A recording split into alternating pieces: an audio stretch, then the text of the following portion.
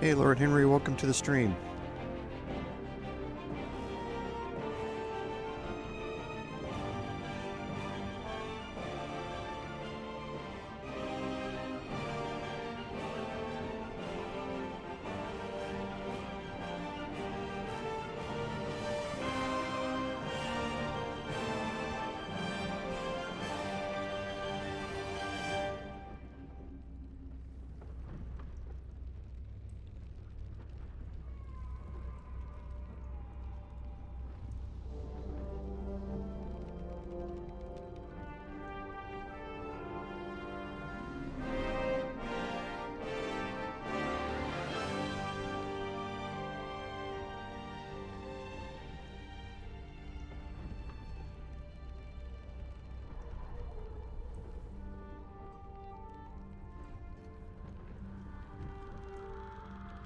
Hey, Philip, welcome.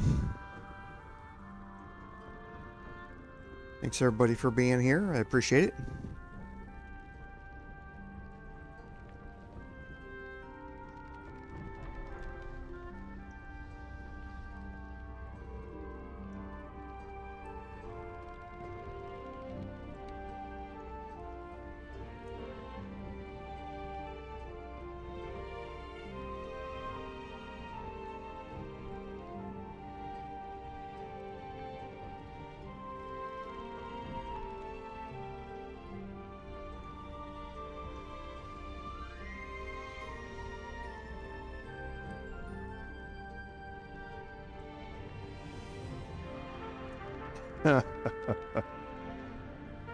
Oh boy. I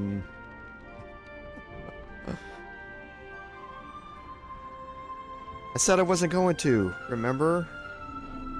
And then I went and did. I just couldn't help it. And I learned something else that I went back and tried by reloading a much older save on my personal playthrough. So yes, I did start one. So yeah, I have my main character is a bard.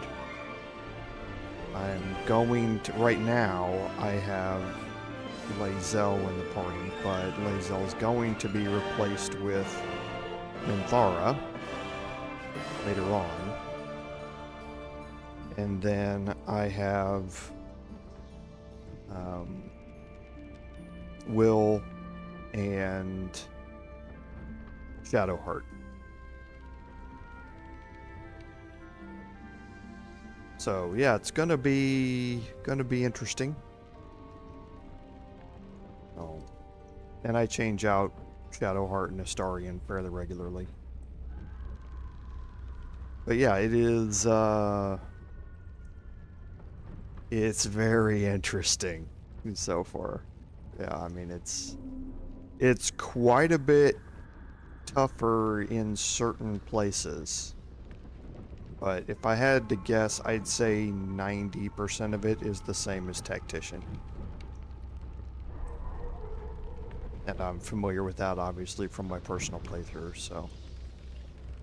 It's really just before you get into a fight with what you think might be a boss monster or something to make sure you're checking what legendary actions they have. And planning accordingly.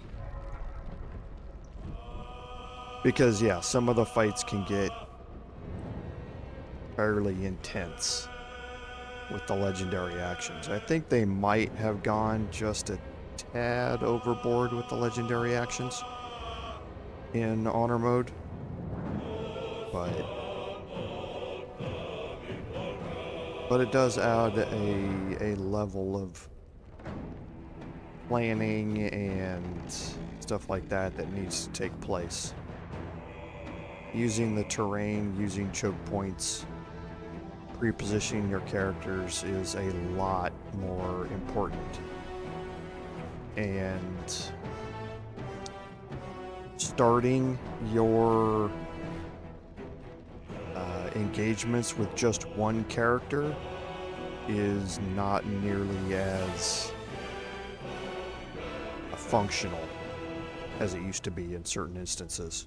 So, or recommended, I should say, in certain instances. So, but overall, it's fun. It really is fun. I like that they nerfed my paladin. I do like that they did that. So yeah, my paladin is not going to be planned to be a Hexblade paladin in this one.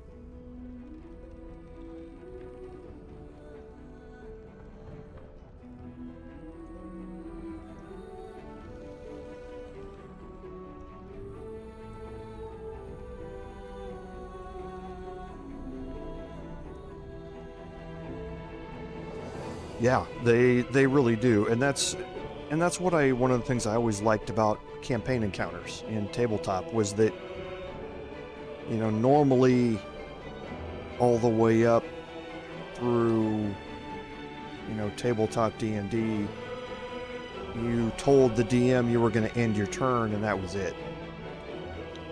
And you started planning for your next turn. That's not the case anymore. Now you need to plan for what happens or what could happen immediately after your turn takes place.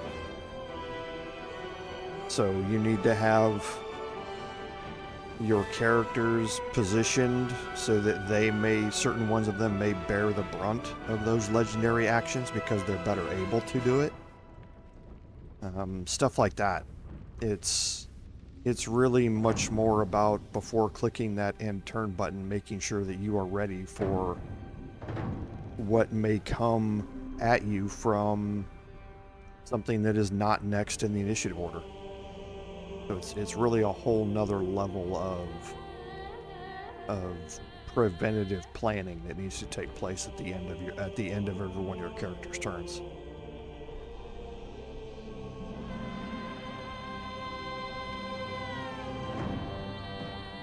But yeah, I've had a few panic situations because, you know, no plan ever survives first contact with the enemy.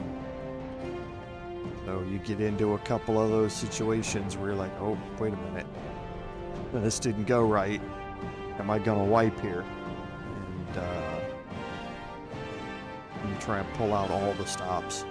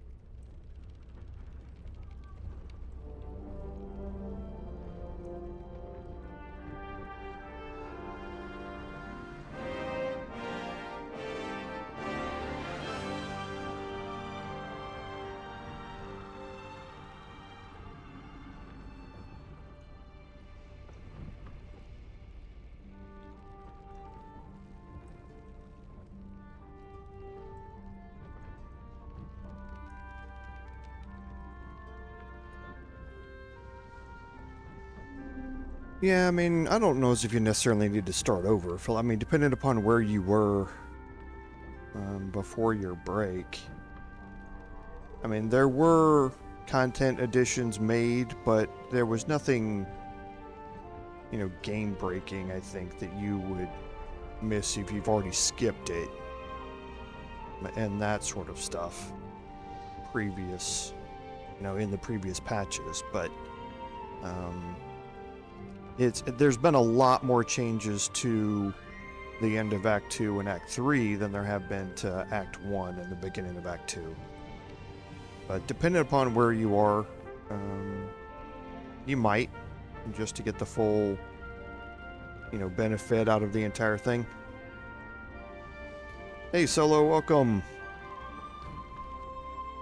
I'm doing alright, just doing a little talking about playthroughs and that sort of stuff before we get started here, so.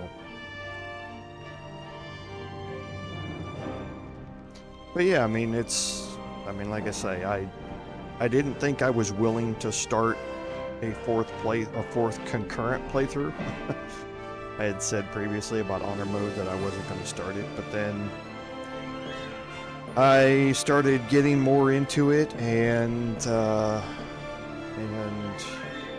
like I say, saw another YouTuber's walkthrough on something with Minthara that I wanted to try. One of my major things that I was disappointed about was not being able to have a Paladin origin character and a Bard character together in the same playthrough. Because I didn't want to take the route of letting Minthara destroy the Grove.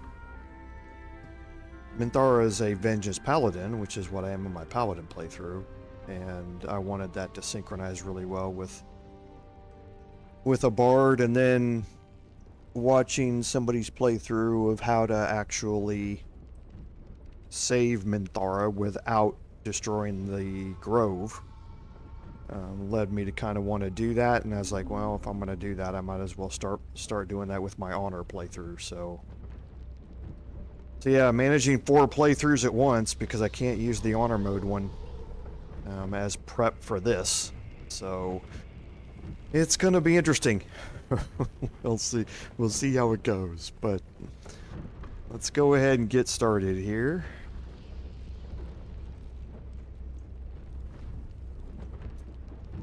Welcome everyone to today's live stream, which is episode 23 of our Baldur's Gate 3 Bard gameplay series. I'm Commander Jorval, and I want to thank you all for coming along on our journey today. So, admin notes. The first is, I think I've told you all before that we've had major construction going on out in front of our community for the past couple of years on the road, and it's continuing right in front of our community. And we had a power outage for about an hour this morning. So I'm hoping all of that has been taken care of and cleared up.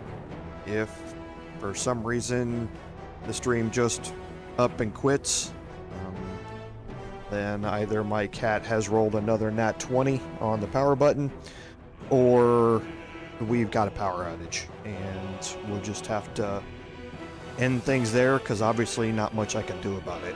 I do have UPSs backing up everything here, but I don't have that much time on my UPSs to keep everything up and running for that long. So we'll see if things remain stable. It's been stable since this morning, but we'll just kind of see how it goes.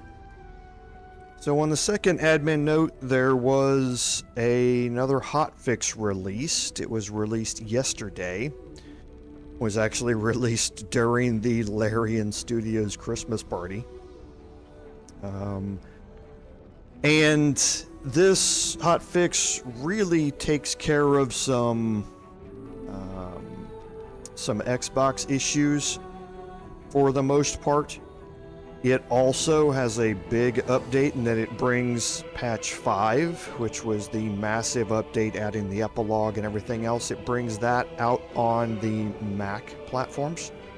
So if you're playing on Mac and you didn't have access to any of that content, now you do. So make sure that you get it updated for that. It also fixes some issues with bibber bang explosions and dialogue screens conflicting at the same time. So there are some necessary crash fixes and that sort of stuff, but it's really aimed at the Xbox and bringing patch 5 out for the Mac community. So I'm glad everybody now has access to all of that. So make sure your game's updated and move forward with that. So I think that's it for our admin notes. So on our recap, last week we made our way into the monastery. We have worked our way through a couple of areas, made our way to the top. We had a fight with the Grimishkas. We moved up top, and we are now exploring the roof/upper levels of Rosimore Monastery. Today we're going to continue on doing that and picking up ceremonial weapons to get access to the Dawn Master's Crest. And then we're going to head inside the Creche and hopefully go pick up our first legendary weapon here. So with that said, let's go ahead and jump in here.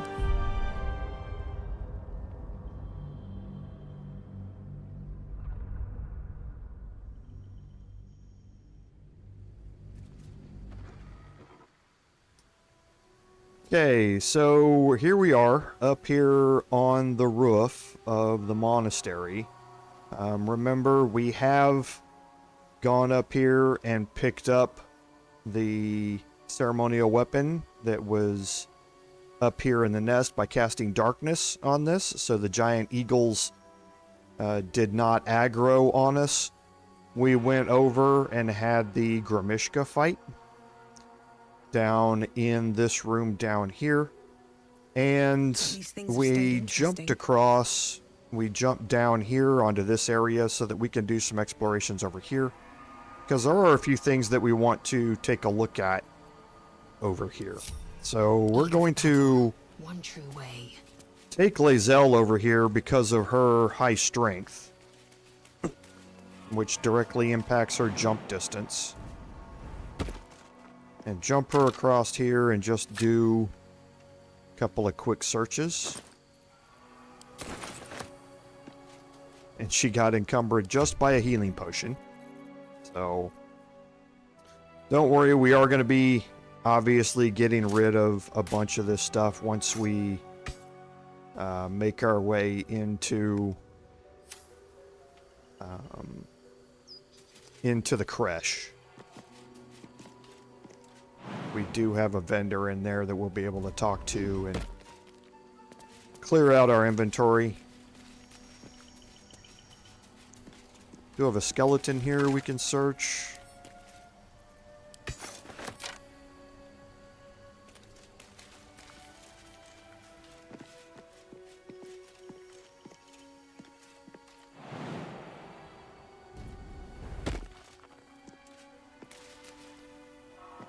And over here we have a painted chest that has the Holy Lance Helm.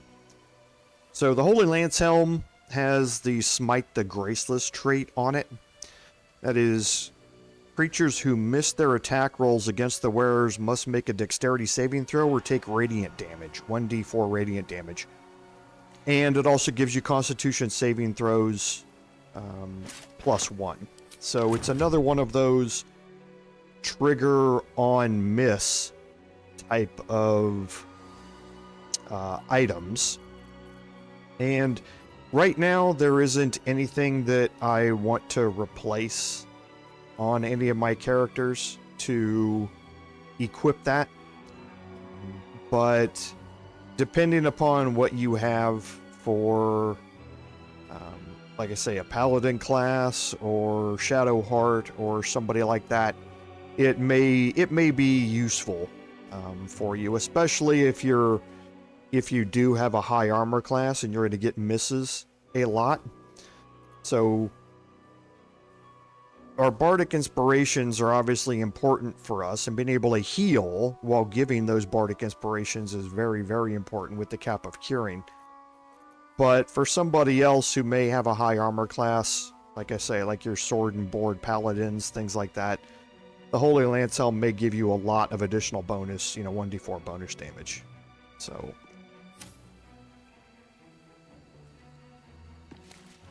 now we'll take and jump back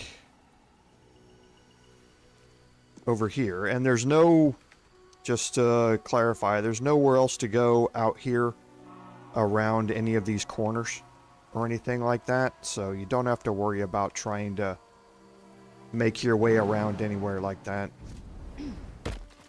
Still breathing, despite everything. Okay, and then from here, like I said, there isn't any way for you to get back down out of here except for doing the same thing that we did. You can feather fall and jump down here to this lower level. It's just as easy, however, to fast travel back to the waypoint and make your way back in. And that way you don't lose any action economy or anything like that. Never wanted the easy path.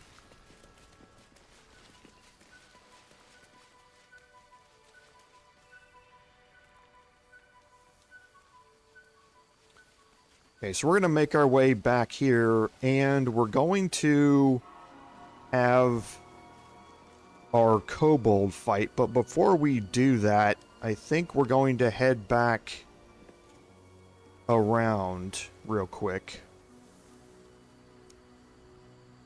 and unlock that main door. And that just entails us making our way back around.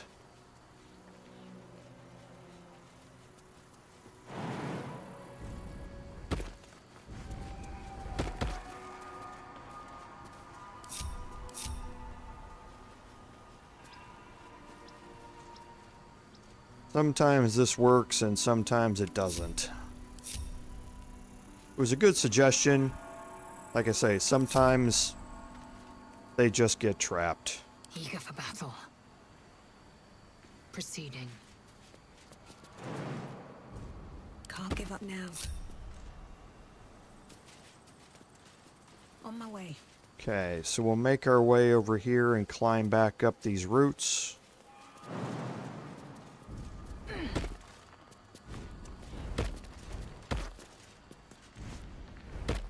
Okay.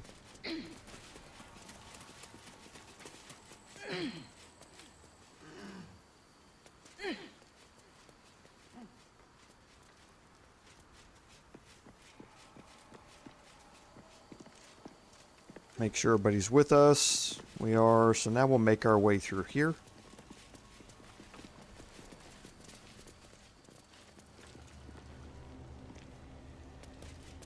Stand your ground! Keep them busy! The thunder forgive me. We have to fire the lance. Okay, so down here again we do have some stuff that we can search through here. I think we've already looked at the stuff inside this room. Make our way in there and we'll go through this oak door. This is going to take us here into this main room.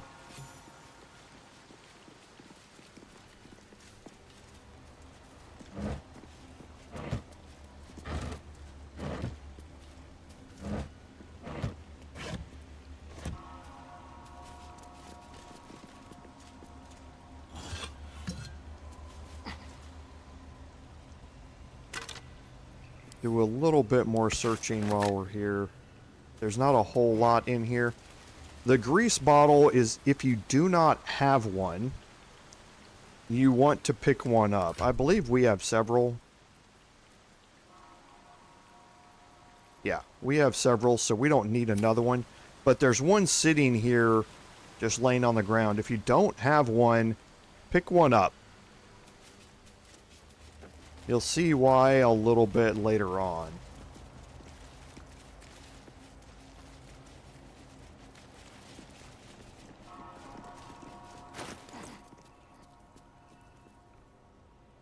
Okay. Don't touch me. And here we do still have the gloves on. We can get Astarion to lockpick these. Challenge.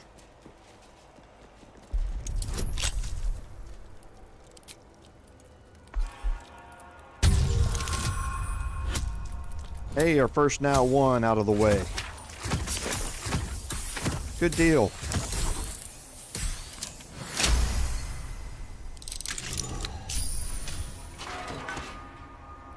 Okay, there's a potion of mind reading here, and then there's a book where you can read about Dawn Master Visayad.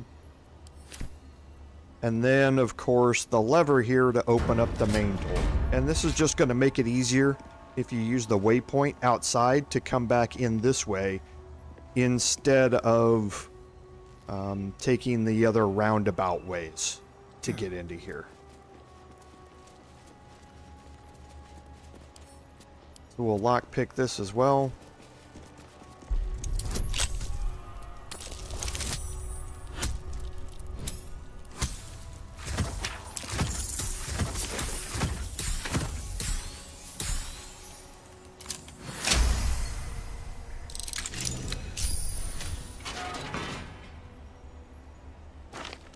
And again, another book here about Dawn Master Dover. So just some lore at this point. No one back home will ever believe this. If not over, then through. The blood of Lathander, spilled in holy battle with Samaster, immortalized here for all to worship. Again, a lot of lore. So they kept the blood of Lathander here. No wonder it was looted. Okay, so you learn a little bit about the blood of Lathander and that they kept the blood of Lathander here. You're not entirely sure what that is yet, but you are going to learn more about it.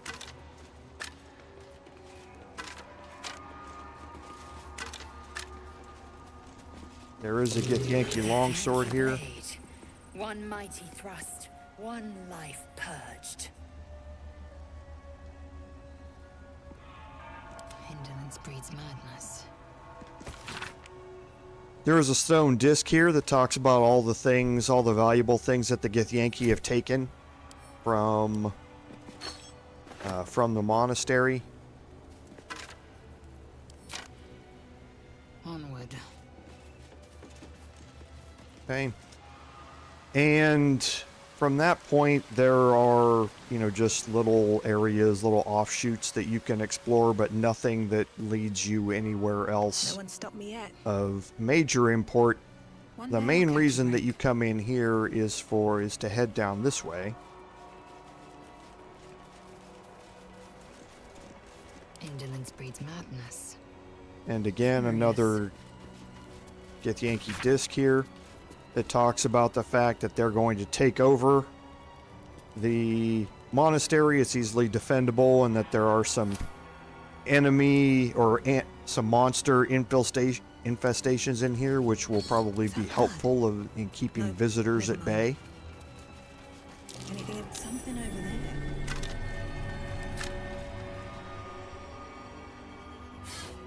Dirt mound here that you can search up.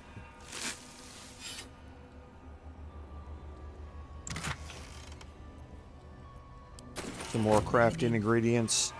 But the main reason is to come down this spiral staircase here and make your way down to the entrance to Fresh Elec. We're not going to do that just yet. We need to finish up gathering some items. And we're going to start that off today by moving here into this room.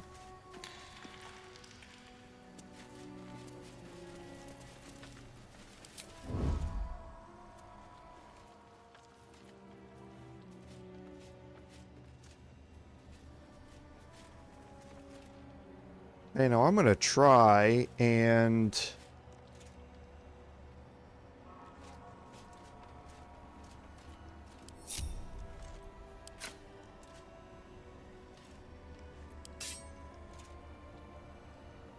Time for some bloody work.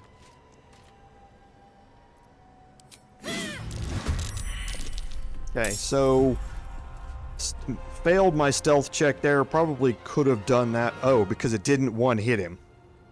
That's why.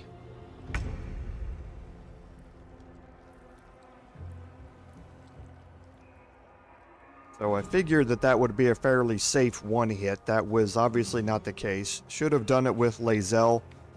But again, it doesn't really matter that I've got the kobolds active at this point.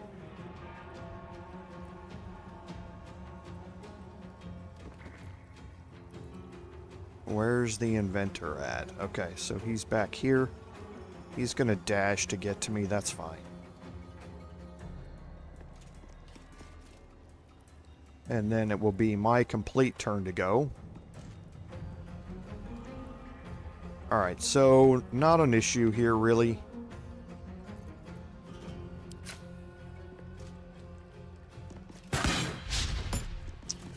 Wow, thank you. Lae'zel with her cases of the yips again. Just can't seem to hit anything.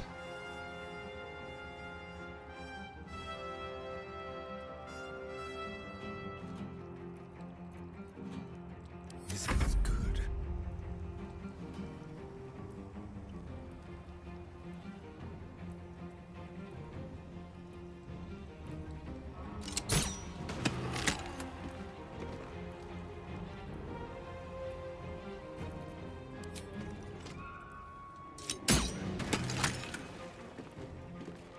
Okay. So I wanted to get rid of the, or provide the wet surface first.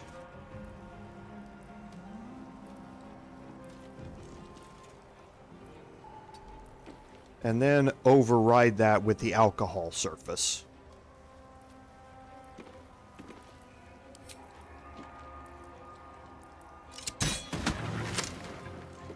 And I'm going to give myself a water surface to stand on here.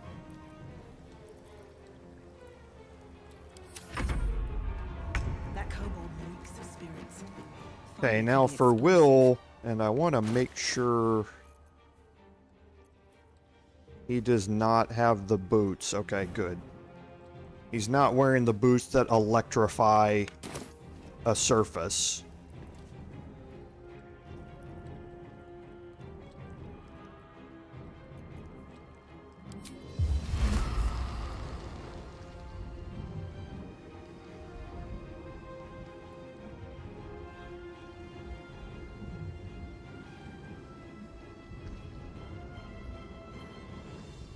I want to kind of place this so that I can still see the alcohol surface.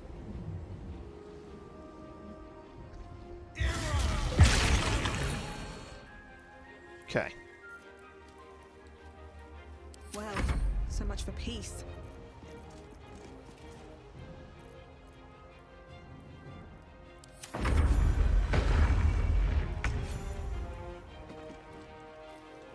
And after that, Jump dance. just hang out for a while.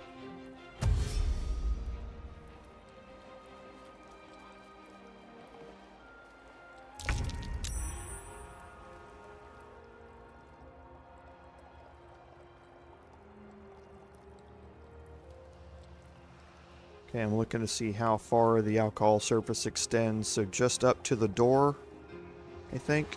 Yeah. Okay. Come on, can't stay idle.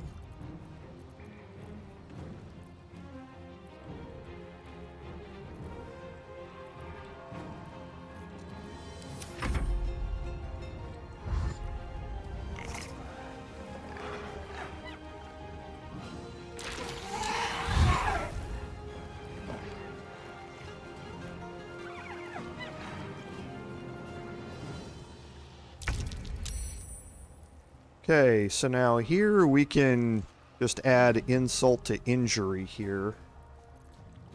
Time to kill. And this is why I wanted to see some of the alcohol surface. Okay. Okay, so I have alcohol surface out here. I want to make sure that that's what I hit.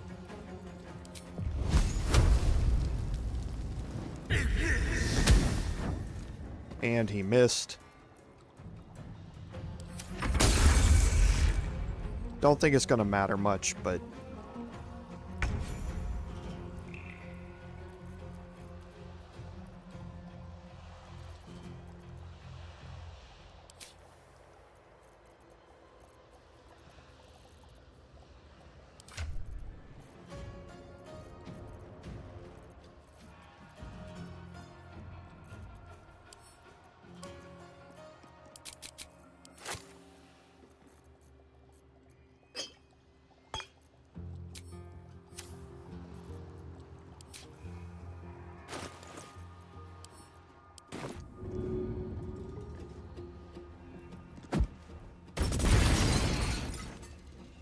Okay, so now we get a burning surface inside of the Hunger of Hadar, so that should finish anybody off who's still inside of this. And then anybody who does make their way out No choice but to keep will going. run into my bard here.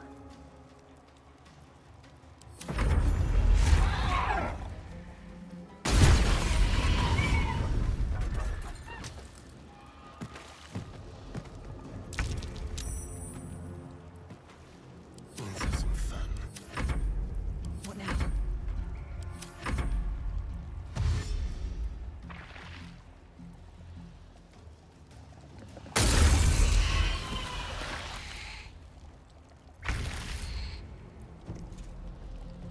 Okay, and just one hit point left there.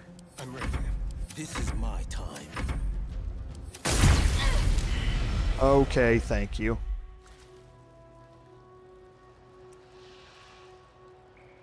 Alright, easy enough. Remove concentration on hunger. And wait for this fire surface to go away and we should be good. What to do? Someone there? Hunger of Hadar is just so incredibly powerful when it comes to choke points. If you know that enemies have to come to you through a particular area, there aren't many spells that are going to be stronger than that. Wall of Fire is another really, really good one when it comes to that. Especially doorways with Wall of Fire. But yeah, it's just incredibly useful for a spell. Okay, the ceremonial mace. Something we definitely want to pick up.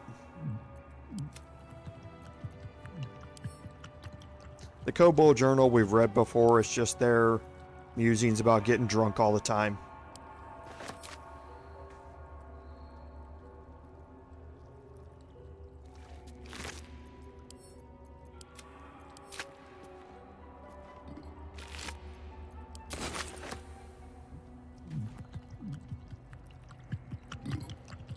Okay, so you see that we do have the barrels here that are making noises.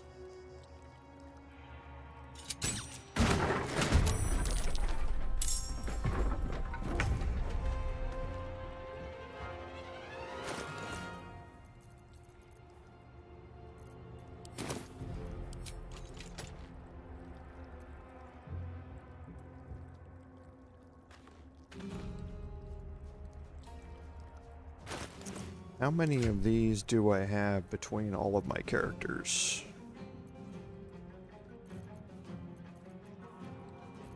Got 5, 4. Got 9 of these.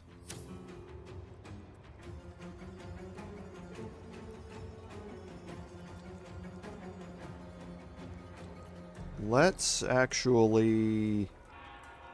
What is our distance here? 9 meters. Let's move back just slightly.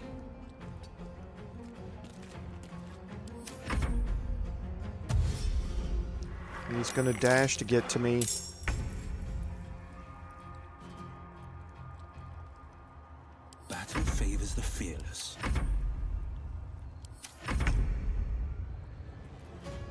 Let's see if this is going to get me the happy trait or not. It does. Good.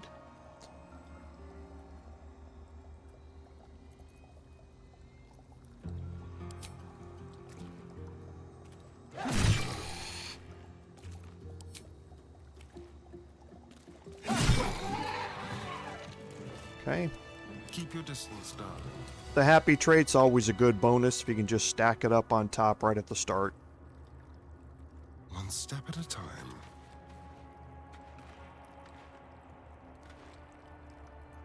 What is my distance here? Neither seen nor heard. Not gonna show me.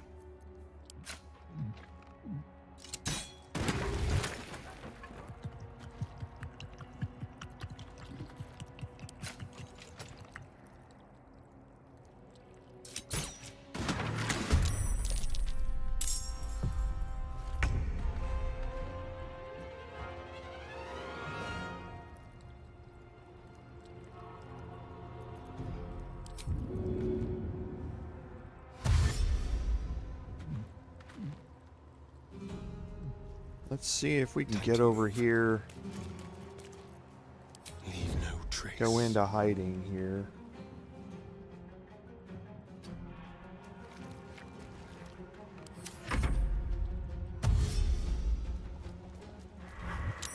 Okay.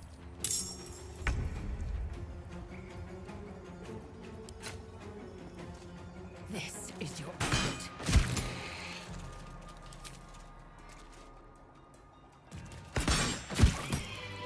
Easy enough. Careful, I bite.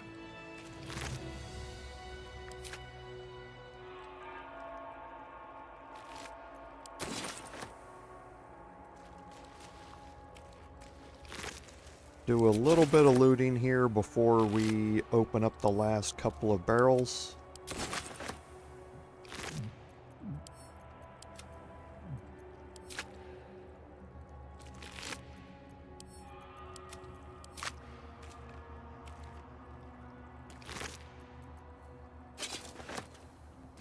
Okay, good. Picked up more Alchemist Fire. This way.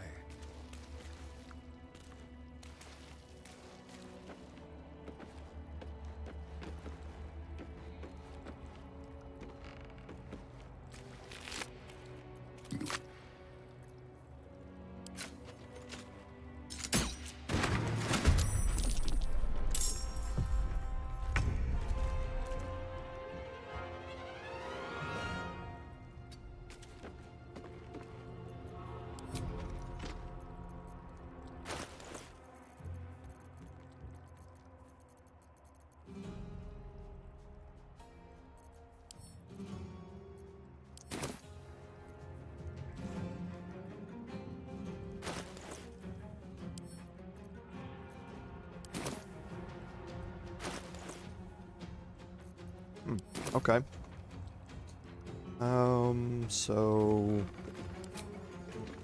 he's gonna have to dash to get to us.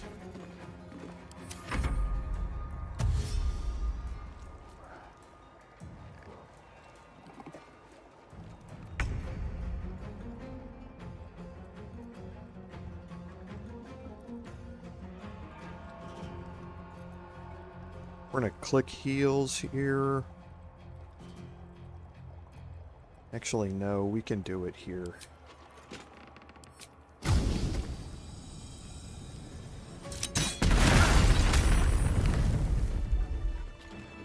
Okay.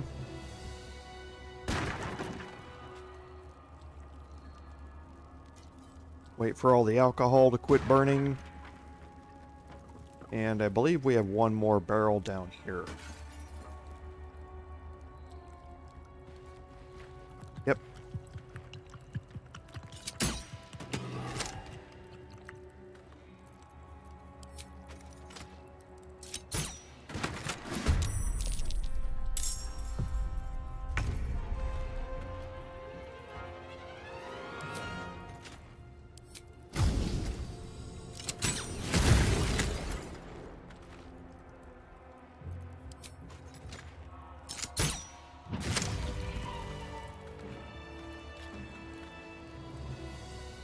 And I can't remember if this one does or not, so we'll move down here.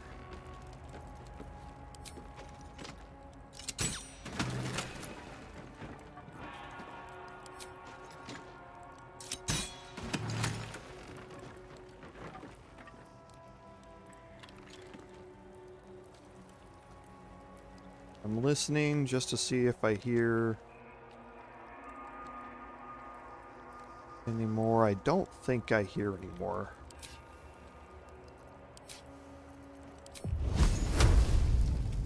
Let's actually move back here.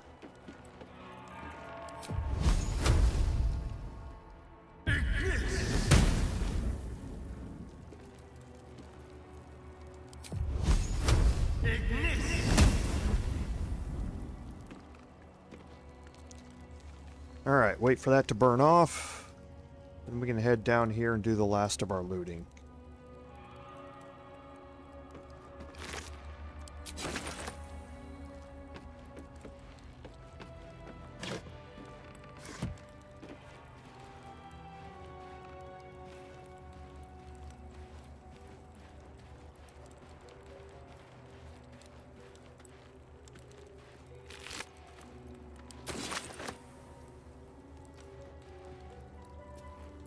What now?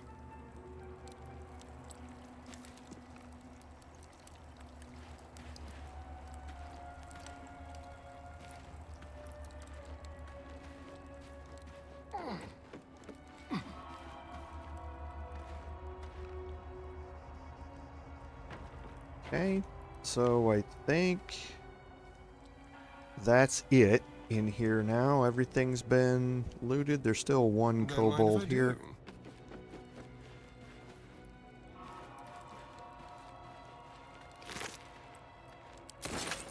Okay.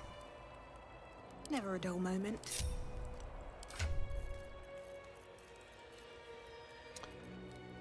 So we have the warhammer and the mace, and let's head back up, actually. These boots have seen everything.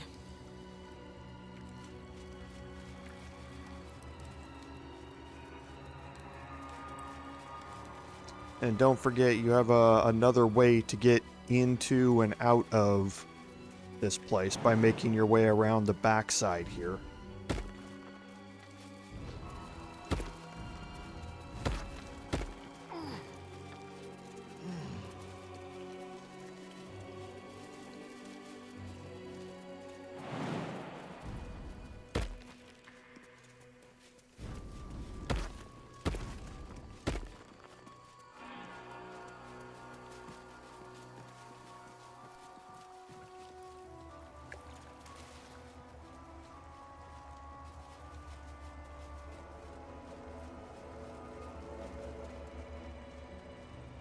Okay, so again, last playthrough we had already dropped the rusty mace in here, which I had said acts just like a The weapon stopped glowing. ceremonial mace. But now that we have the ceremonial mace,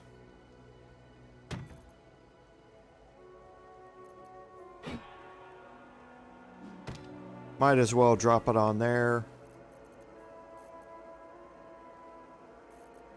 And the ceremonial warhammer.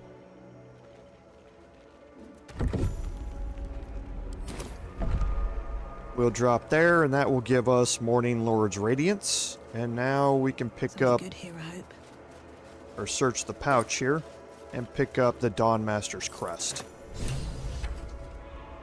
Now, we learned about this in the Paladin playthrough. Basically gives you a warning here that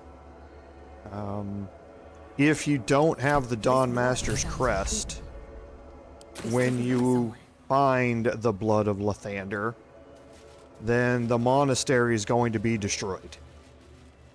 And that is very true. That is what will happen. So you want to make sure that you've got that before you head inside. Now, Watch your Last time in the Paladin playthrough, I was worried about my action economy and how many spells I had and that sort of stuff before I got the buff. And that's still very true.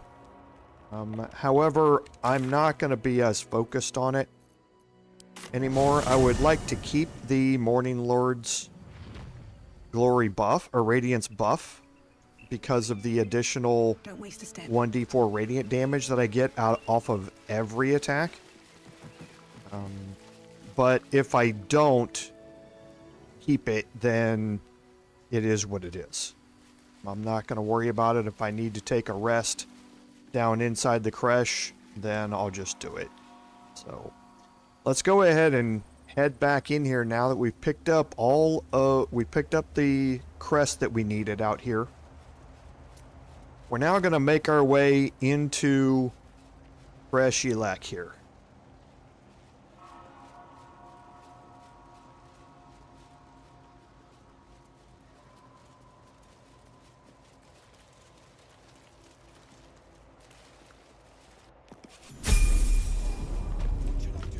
Okay, so you get a huge chunk of XP here. Astarion is gotta be close. He needs 97. So we're going to go in here and have this conversation with Lae'zel. Proceeding. Sentries to arms! Istik, state your purpose quickly. Stand down, Gish. Is it not Vlaakith's command to welcome her faithful? I expected no visitors, faithful or otherwise. Why have you come?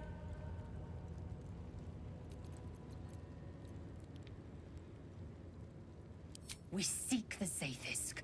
Show me the way. You are infected. A gate thrall is something to eradicate, not reason with. The faithful may be purified. This is Vlaakith's protocol. Tsk. Fine. Let the Gustil carry out your fate. Report to the Infirmary at once. And step carefully.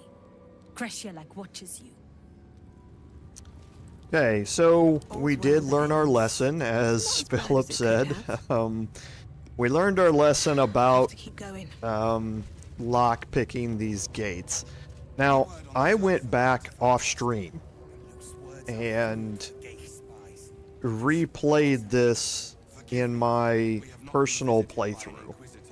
And the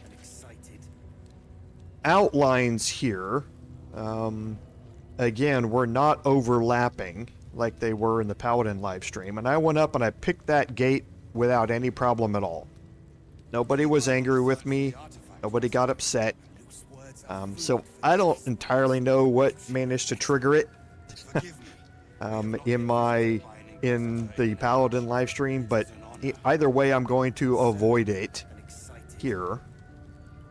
And that's, again, just because I'm trying to preserve my action economy a little bit before we head in and talk to the Inquisitor. So we do have enough here now that we picked up that extra little bit of XP there during the conversation to level up Astarion. So we're going to go ahead and level up everybody.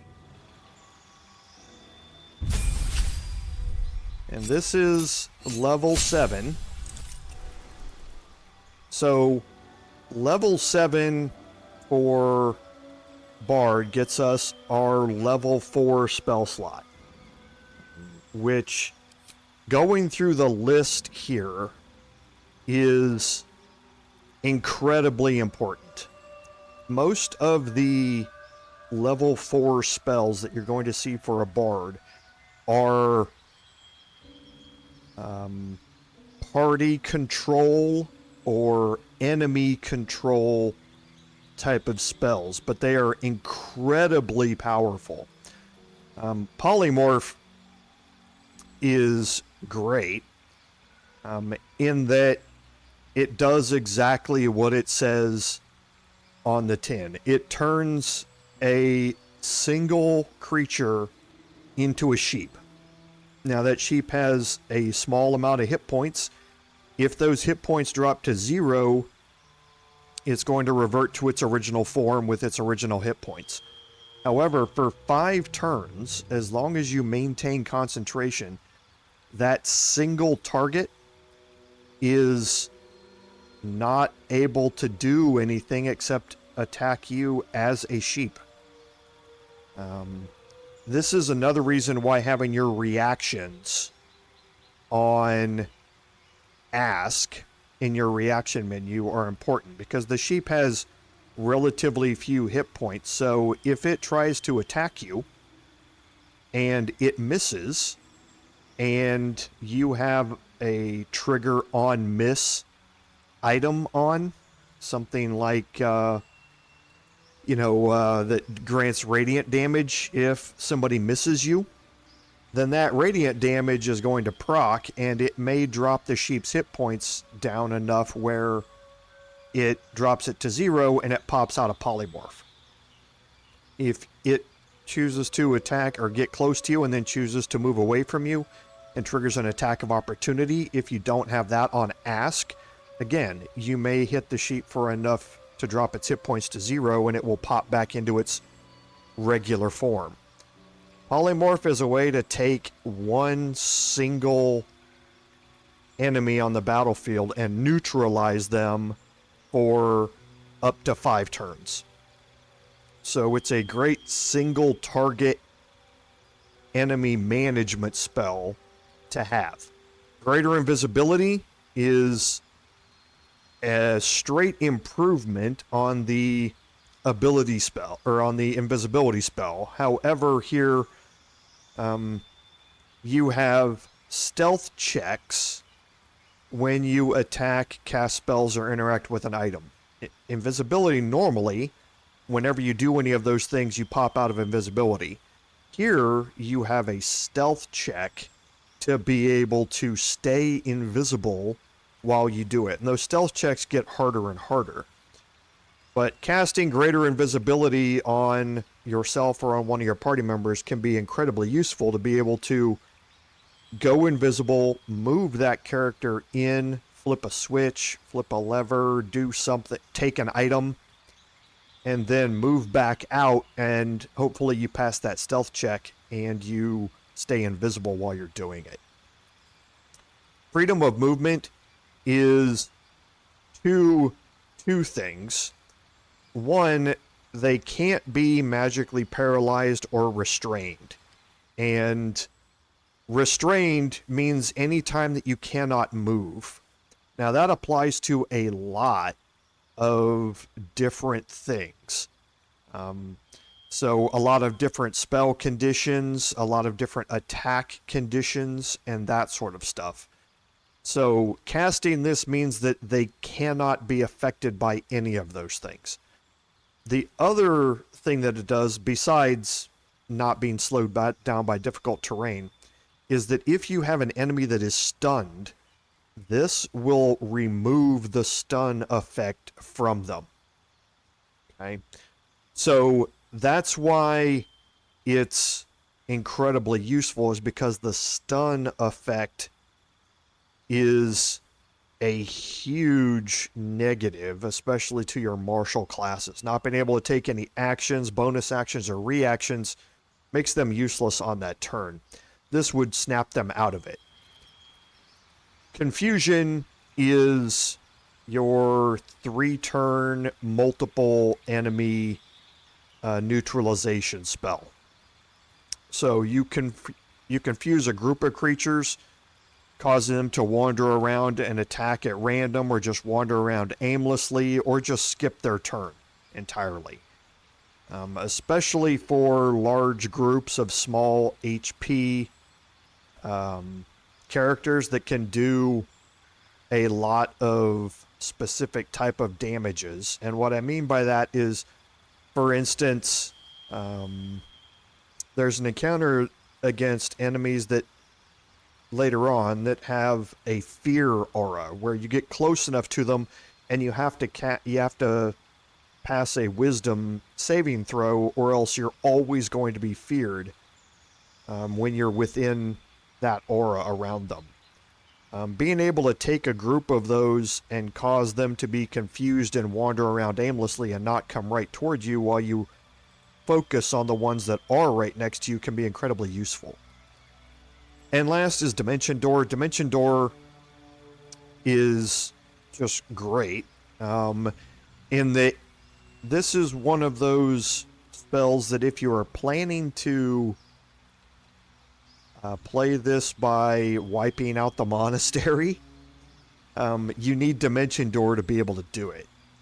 So Dimension Door it allows you to teleport yourself and one ally who's within melee range of you to any place, even one that you cannot see. So it allows you to teleport yourself large distances to places that are going to be out of your line of sight, which is different than what Misty Step does, or something like that. In this case, I'm going to take Polymorph for my level 4 spell here. It's just incredibly useful as long as you can maintain that concentration against a single target.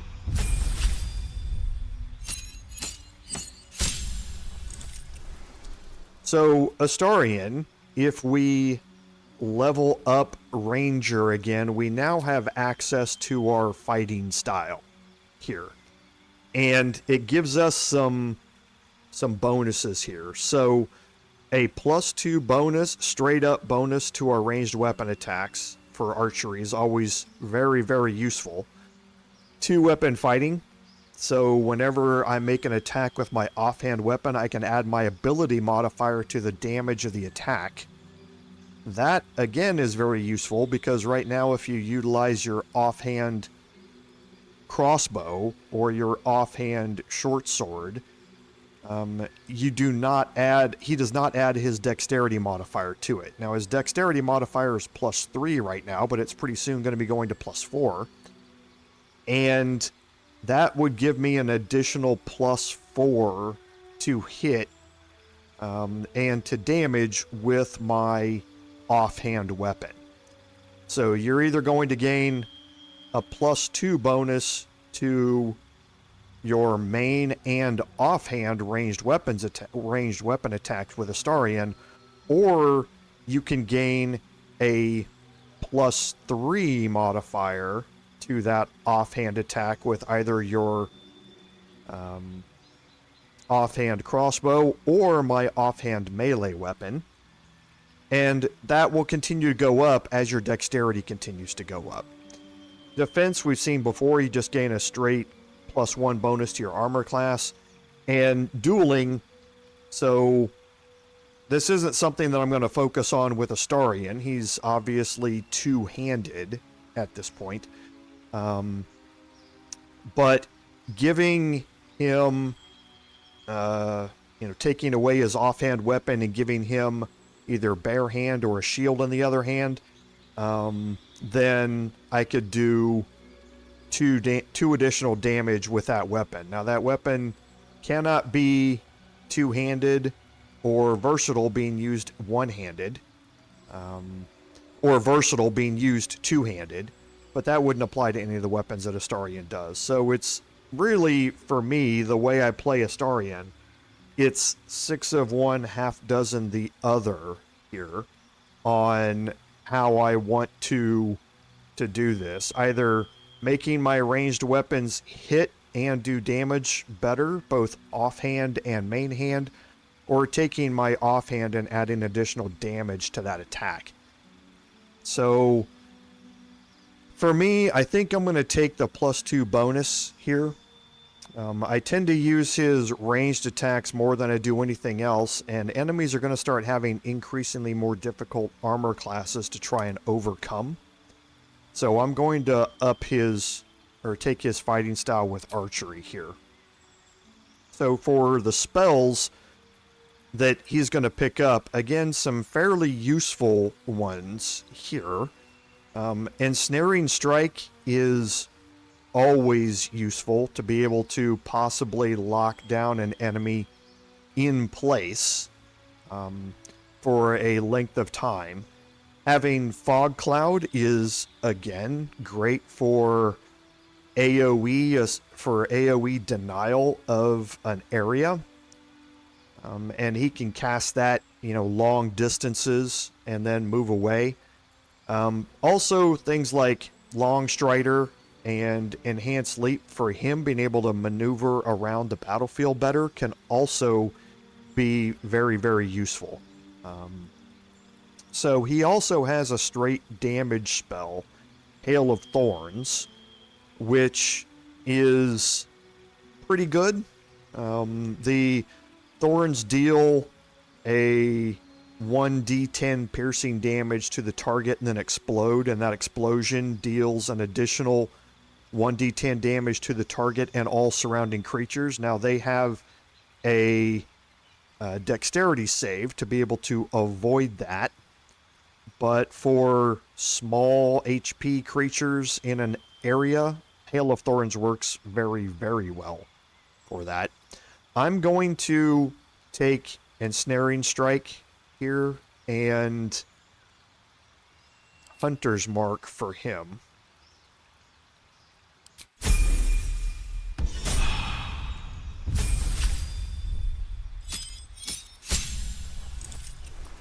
Okay, so for Lae'zel, she gains her her D8 superiority dice. So right now her bonuses are now D8s instead of D6. She also has access to 2 new maneuver selections out of her Battlemaster trait. And some of these are really, really good.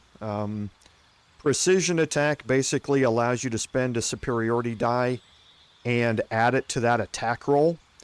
Again, if you're trying to utilize Lae'zel in a single target damaging mode, spending a superiority die to add a 1d8 to your attack roll to then possibly allow her to utilize Luck of the Far Realms to add a guaranteed crit to that can be very useful against high armor class enemies. I tend not to use it as much. I tend to use it against the main high defense enemies, but still very, very useful. As far as the rest, Trip Attack can be useful in situational times. And what I mean by that is that if you have multiple characters that are lined up together in initiative, if you can knock one of those characters prone, then all attacks against that prone creature have advantage if they're made within melee range of that creature. So that they also have disadvantage while they're prone on strength and dexterity saving throws. So if you knock somebody prone and then you say throw a fireball at them, they're going to have disadvantage on the dexterity saving throw to avoid half of that damage. So Trip Attack can be very, very useful, especially when you're, again, going after a single big target that you want to knock down prone and then give other party members the ability to move up close and have advantage on their attacks against it. But there are others that are very, very nice. Distracting Strike is one of those things where, again, instead of knocking it prone and gaining advantage on melee, Distracting Strike gives your allies advantage on their next attack roll against that target. So it doesn't matter if it's ranged or it's melee, their next attack roll is going to have advantage. That can be, again, very useful for that one large, hard to hit enemy that you're trying to get a bunch of damage in against, but you don't necessarily want to move Astarion into melee range or something like that. Distracting Strike would give you advantage on that next attack roll. But that attack roll also goes for everything that uses an attack roll. For instance, like Guiding Bolt that needs an attack roll. So Shadowheart would have advantage on her next guiding bolt attack against a distracted enemy.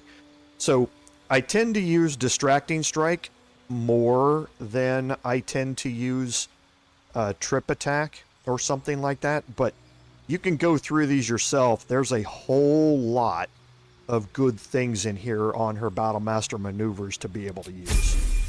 I tend to start focusing at this point more on the hard to hit boss type enemy characters, because we're going to be seeing more and more of those. So at level 7, we're going to pick up another Eldritch Invocation. And here is where you kind of have to start making a choice on how you want to progress with Wyll. And we're not going to spend a whole lot of time doing this now. We're going to go through Wyll's progression and a respec on him a little bit later once we get to Act 2. So for now, I'm really not too worried about what I'm going to be taking here. So Armor of Shadows allows you to cast Mage Armor on yourself whenever you want. Now, you have to not be wearing armor to do that. Wyll is wearing light armor right now, so Armor of Shadows would kind of work against that. So you're trying to make a choice here again on how you want to deal with Wyll. And yeah, that's exactly what I was going to get to, Eric. And this is where, like I say, we're going to go down a route of how do we want to play Wyll going forward. Because up to this point, he's been much more sitting in the back, hurling spells and Eldritch Blasts at people. Devil's Sight can be very, very useful in that it can allow you to sit in magical darkness and attack enemies. So I could cast Darkness, the spell. I could move into that darkness and the enemies around me become blinded, and I can now see while I'm in there. So all of their attacks are going to have disadvantage against me, and normally you wouldn't be able to launch ranged attacks into or out of darkness, but here that's negated for me. So you can stand in darkness and people can't ranged attack you, but you can ranged attack them out of it. So we're going to look at this much more as we, like I say, talk about his how we want to go about playing Wyll in the future. So for now, I'm not going to worry about it nearly as much. The Sculptor of Flesh is also an overlooked thing here, in that this gives you the polymorph spell. You need a warlock spell slot to cast it, but it gives you the polymorph spell as well, which I've already talked to you about how useful that can be. Dreadful Word does the same thing. So just like Confusion when we talked about with the Bard, your warlock now has that option available to them as well. So again, for now, I'm not going to spend a whole lot of time on this. We're going to change this up a little bit later, so I'm not too worried about it. Now for Wyll's level 4 spells, in my mind, there are a couple of main ones to think about here when it comes to his spell choices. So Banishment is another one of those single target, remove you from the battlefield so you don't have to worry about it type of spells. It banishes the target to another plane of existence for 2 turns, as long as you can maintain that concentration. And then after 2 turns, they come back. So it basically eliminates them from the fight for that long. Wall of Fire is an AoE prevention and damaging spell. If you have enemies that are lined up in a certain location or a choke point that you want to block off, Wall of Fire is exceptional at doing that. Very much like the Hunger of Hadar that he already has chosen. The Wall of Fire is the same type of thing. It's just instead of slowing movement as like Hunger of Hadar does, as well as damaging you, this just puts out a lot of damage with 5d8 fire damage. Fire Shield is again one of those melee based type of spells. It's just like the Cold Shield or the Frost Shield that you can get early on. So it sheds light, it provides you resistance to fire and cold damage, and anything that tries to hit you is going to take that fire damage in return when it tries to hit you. Blight, I don't find a whole lot of use for in my personal playthrough. However, it still does do a lot of damage. However, it's much more effective against plant-based creatures. So the woodwoads that we encountered previously would take full damage from this, which is basically one-shotting them. The thing that Blight doesn't do is it has no effect on undead or constructs, and you run into a lot of both of those things later on. So I try not to focus on Blight. My two choices really come down to Banishment or Wall of Fire, in my opinion, and I'm going to go with Wall of Fire here for him. Let's look at my existing spells here. So, okay, so I do have Darkness available to me, so that's what I needed. So we're going to leave our spells how they are. So now if you take a look here, Wyll has the ability to cast Darkness, and he can then stand in that darkness and make all of his attacks into and out of that because he has Devil Sight. So that gives him the ability to basically stand there and be protected against ranged attacks, and to be fairly well protected against melee attacks because anybody who moves into it's going to have disadvantage on their attack rolls. Kind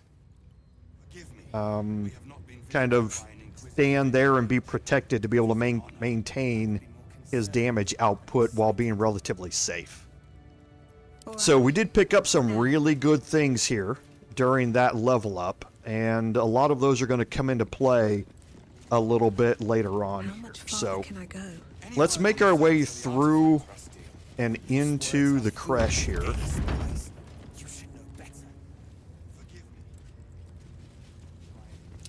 Now in here we have a bunch of people that we can talk to.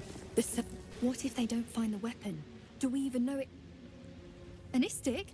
But you can't be here. I can't be seen with you. That's your cry. Quanirel, the Inquisition have more to worry about than who you talk to in the corridors.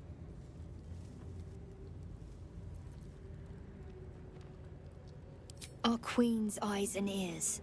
They're her will incarnate, and right now, they're here.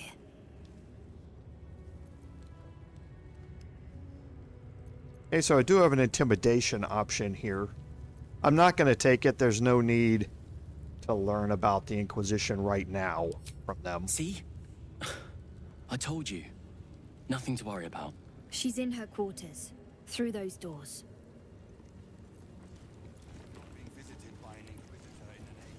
Okay, so we can talk to other people as we go through here. The Yankee are distracted enough. They don't need your interference. And you notice that we do have patrolling raiders along here. So be careful what you're clicking on as you go through here. We definitely want to unlock the waypoint Freely. here. This place is as tight as a patriarch's purse. And again, everything is going to be marked as steel in here. No doubt they found me too intimidating. So we're going to make our way in here. And we have obviously a vendor here that we want to take a look at. Another Istik. You're lucky we didn't catch you outside, or you'd be in with the captain right now. The captain has little patience for your kind. You'd better not waste her time. And let's talk to Ajiknir here. Ugh. Blood? Rust? Squar? Is there no odious substance not smeared on this delivery? I'd heard this plane was disgusting, but I didn't think it would be like this.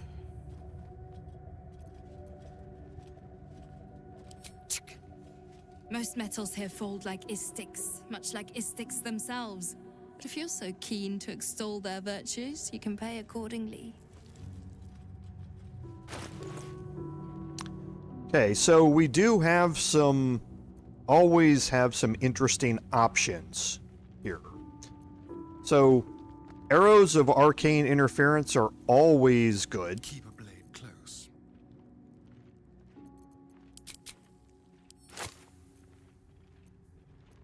So we do have some really good slaying arrows here as well that I'm going to pick up.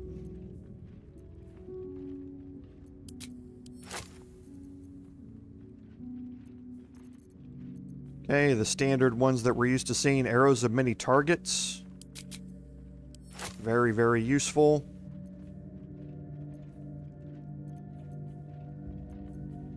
Okay, so we do have a supreme healing potion here as well. Your healing potions are one of those things that they're so cheap, there's almost no reason not to pick them up. Because this is only 68 gold for 10d4 plus 20. So, just if you see them, just pick them up.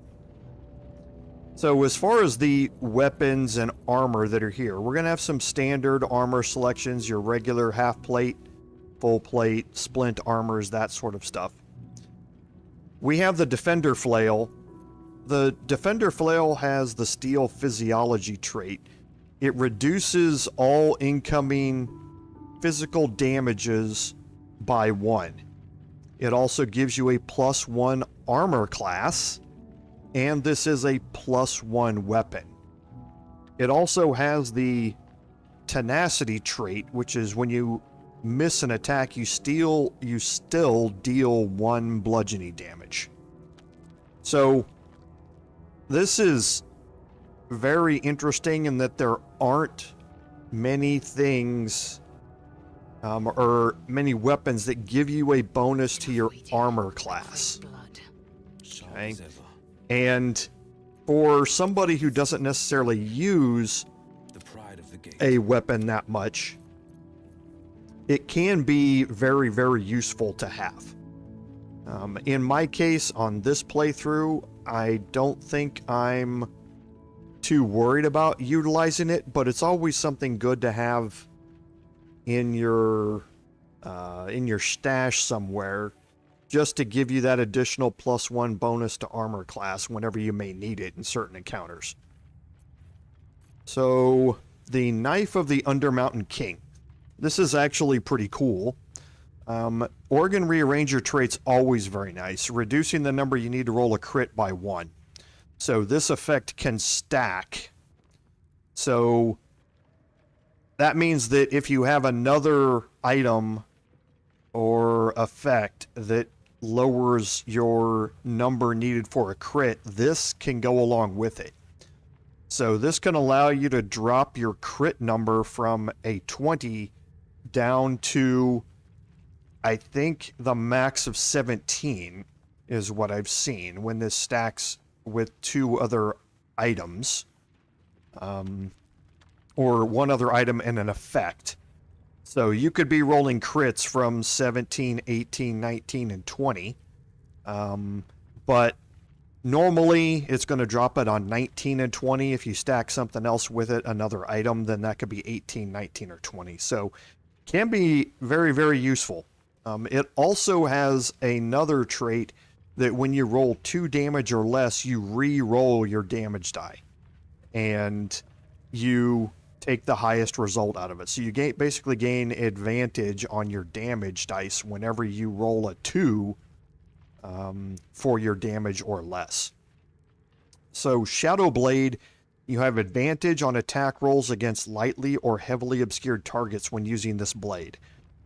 So any target that you are attacking that is obscured in any way, so if they are in shadows in any way, you're going to gain advantage on those attack rolls. Again, very, very useful.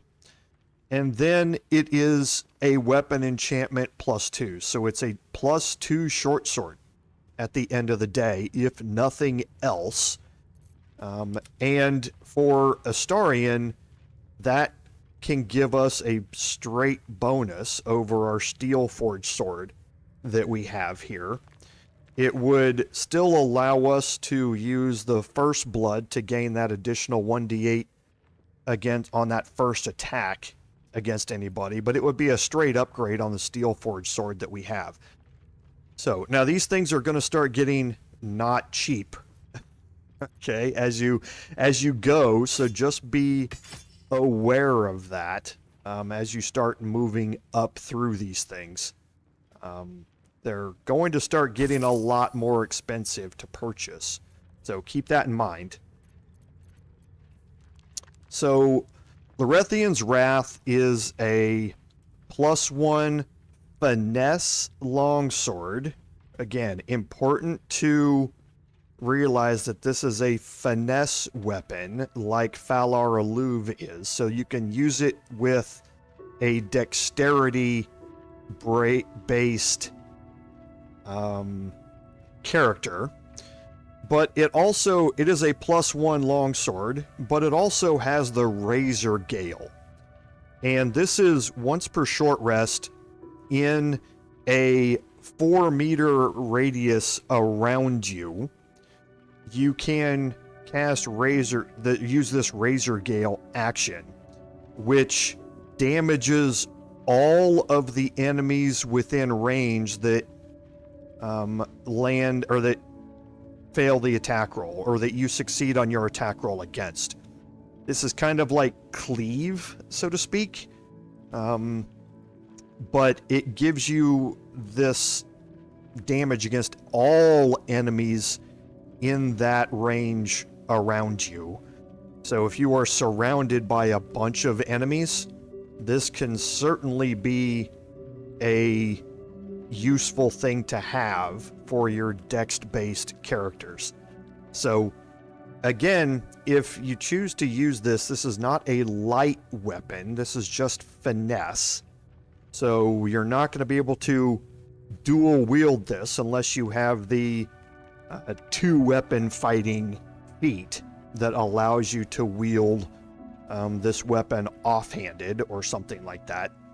But for your dex-based characters, the 1d8 or 1d10 damage that can be done in an arc all around you can be very, very useful.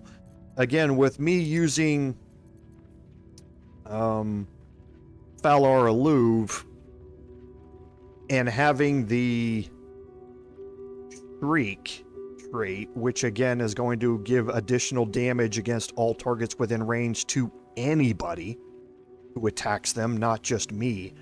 I think that's more useful than Larethian's Wrath. However, that attack bonus damage against all enemies around you can be very, very useful, especially for your 2-weapon fighting dex-based fighter builds. I've seen some really impressive damage numbers come out of this with those specialized builds. I think the others... Oh, I forgot about Witchbreaker. Witchbreaker is your anti-spellcaster weapon.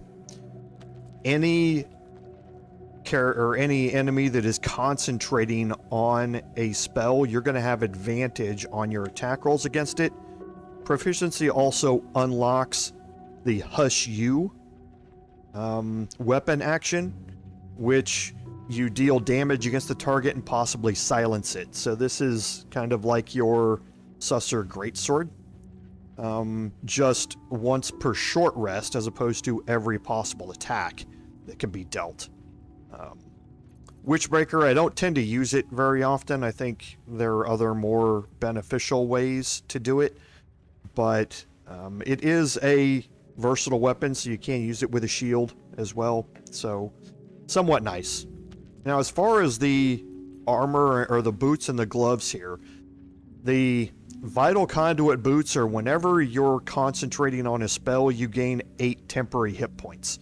Now, these are medium armor boots, and you need to be aware of that when you're thinking about them. So if you have proficiency with medium armor and you're going to concentrate on a spell, then you're going to gain those 8 hit points. And for my bard, right now, whenever I heal a target, it's going to gain 3 additional hit points. This would replace that 3 temporary hit points on heal with a 8 temporary hit points on myself whenever I concentrate on a spell. And there are a lot of concentration spells that a bard has, so they could be quite useful for my bard. So I'm going to pick them up and we'll see about utilizing them or not.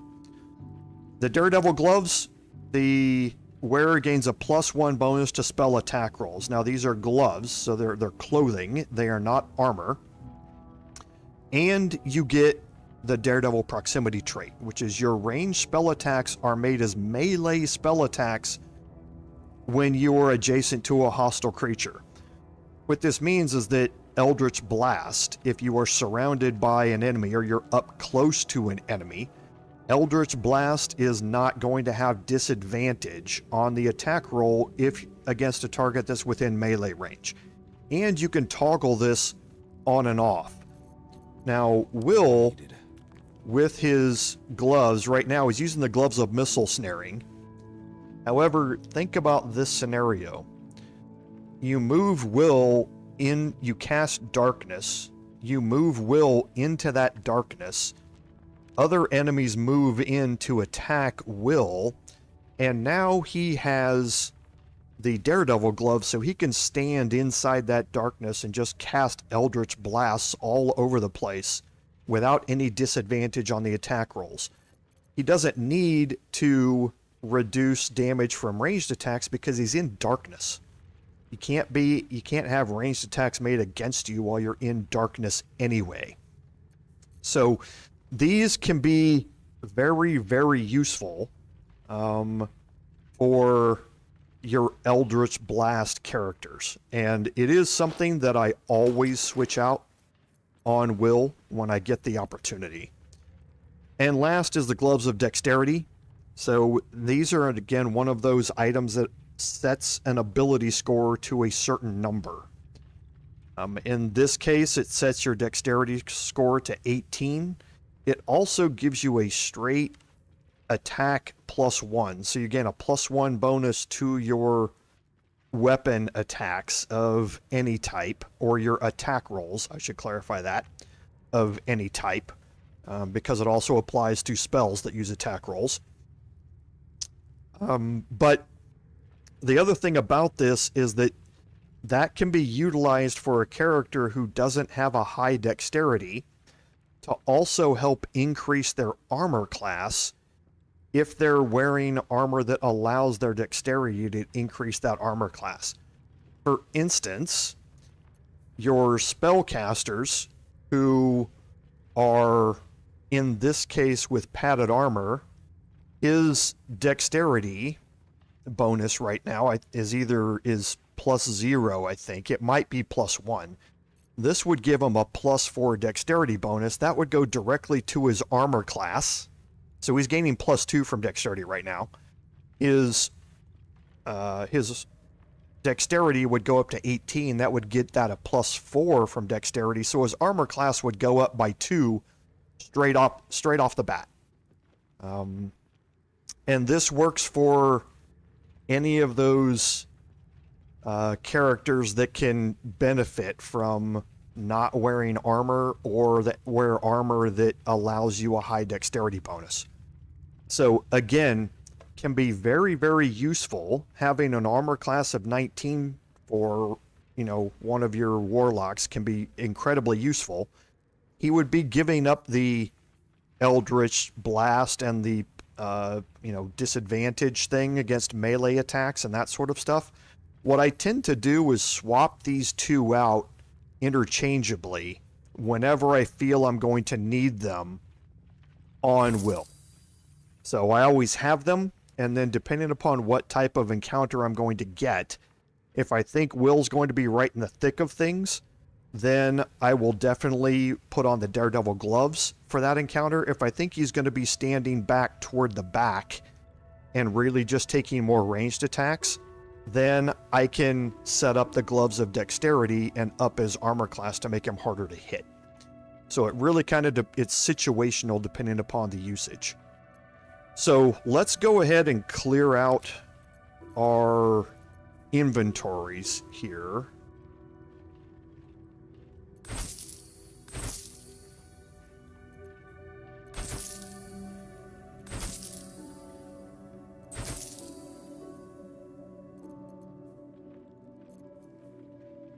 And I am going to change these out. Yes, I am.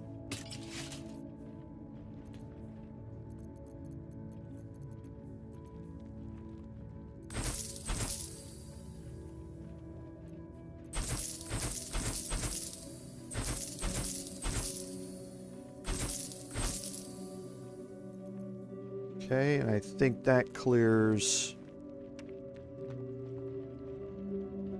that out. What a day. So let's change to Baldur here to make this a little bit faster.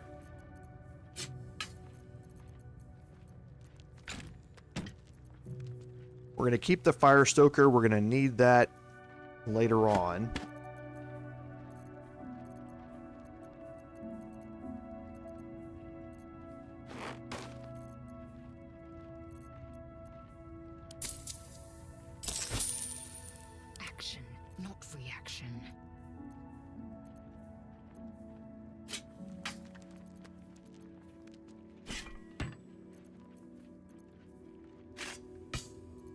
Okay, we are going to get rid of some of these other items here.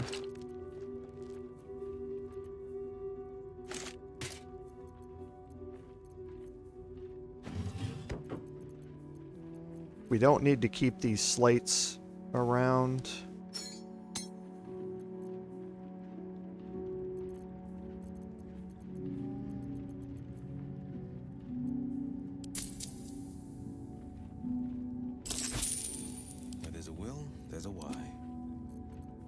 And I think that's it. There are a bunch of items that we want to send. Nope, here. That we want to send to our camp. Like these devil foil masks. I always forget to check up top.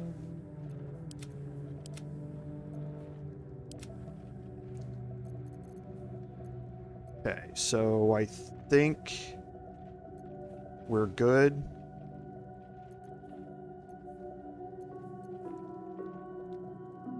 Okay. On your way, then. Alright, so we're going to change out, like we had said earlier.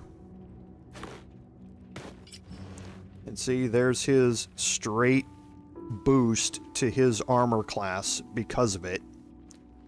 But we will change that out if we decide to, if we know we're going to get into an encounter where Wyll is in melee range by default, or is in a situation where he's not separated from everybody else. And needs to be in that whole darkness scenario, then we will change out him for the Daredevil gloves. And I think...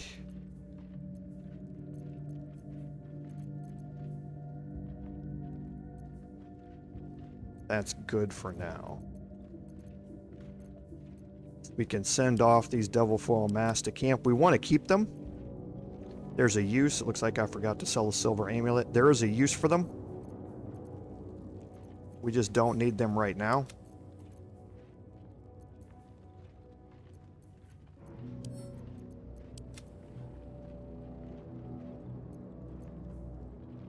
Okay. And we are carrying some additional items. I'm going to take some time off stream and redo my inventory and that sort of stuff. Okay, so here...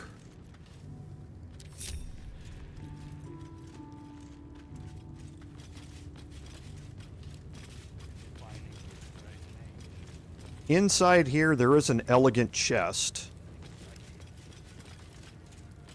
And you can get yourself into a location where you can loot this chest without anybody seeing you. Again, we're going to be dealing with this later on. So instead of just taking my chances here, I'm going to come back and do all the looting that I want a little bit later on. We also have access to this upper part up here where we have another key that we can take, which unlocks these gates around here.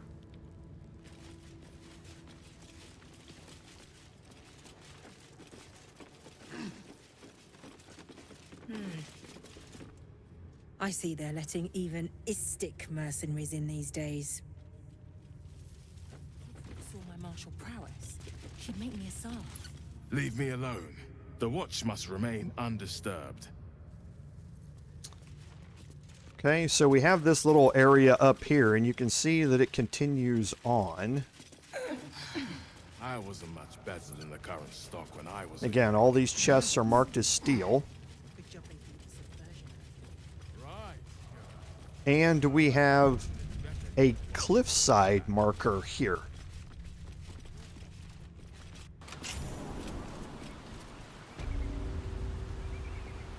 Okay, so this cliffside takes you out here, and we're going to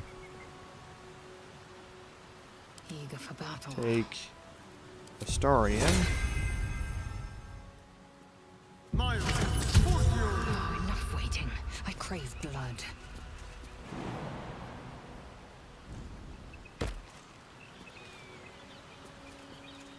And here we have some knotted roots.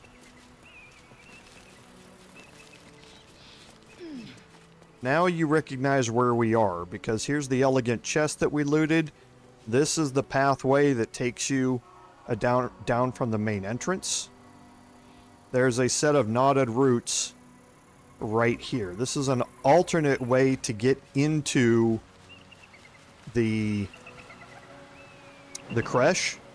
However, entering this way is going to result in hostilities again, because you're not coming in through the main way. It's kind of your backdoor entrance if you're trying to fight your way through all of this. It's a much easier way to get in, because you only have to deal with these two who you're going to have advantage on the sneak attacks from this high ground. And they're separated from the others, so the combat here is quite a bit easier rather than coming in the front door and dealing with that big group up front. Poor conduct. That will not serve them well in battle with the gate. Alright, so over here in this area, we've cleaned this side out.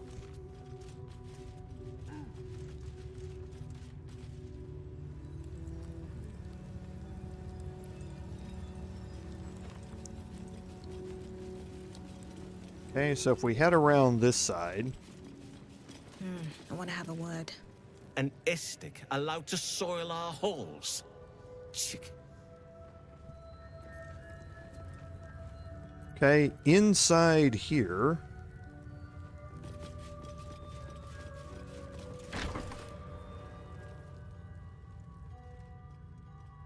Please, Chitrai, I can explain. The latest batch of cultists knew nothing of the Astral Prism. They were just trying to find Moonrise. They all head there. My Gish have drafted plans to assault the tower. They are ready to fight, Chitrai. We could sift the missing artifact from the tower's ashes if you would give us... Quiet. Find the Astral Prism, Therizin. My patience falters. Yes, Chitrai. You heard him! Go! Do as she says. She remains your Kithrak. For now.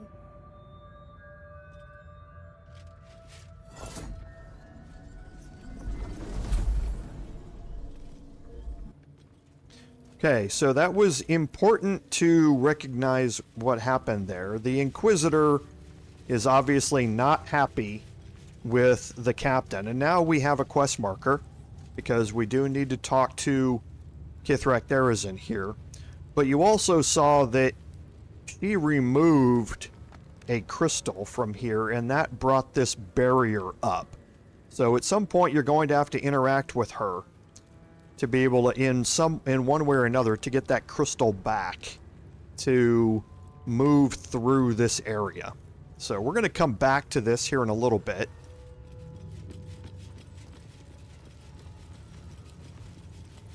But first, we're going to head into this location here. Well, I'll be.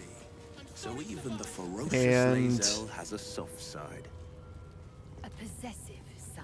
I'm going to go in here. Interesting question.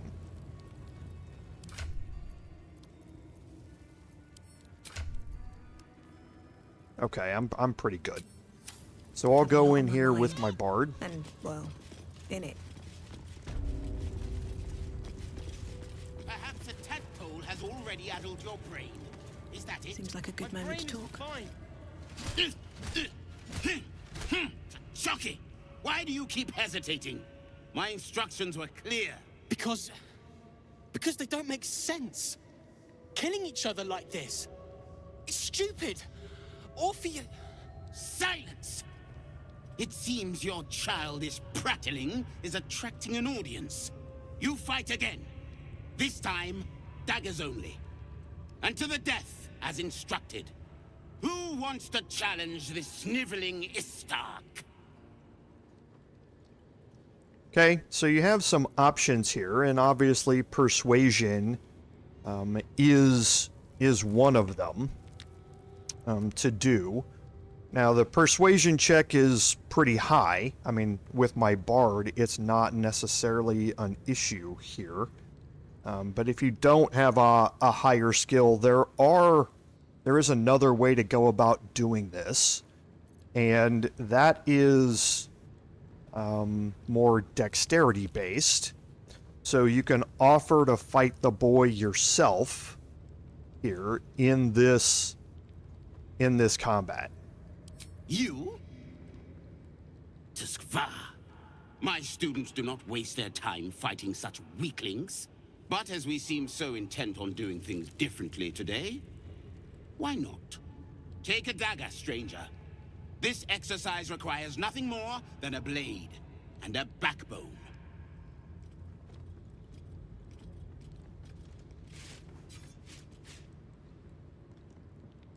What are you waiting for? Begin!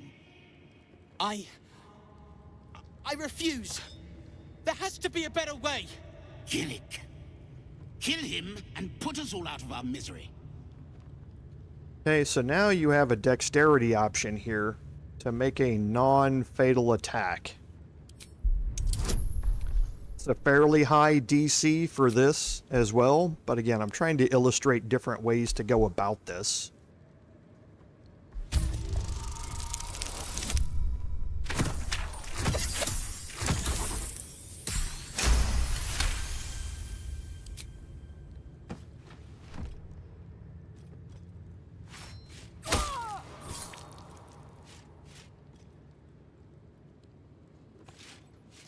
you skillfully avoid hitting any major organs, but apparently it was enough. He's out cold. Yet another staggering display of incompetence. Move him out of the way. We've wasted enough time already.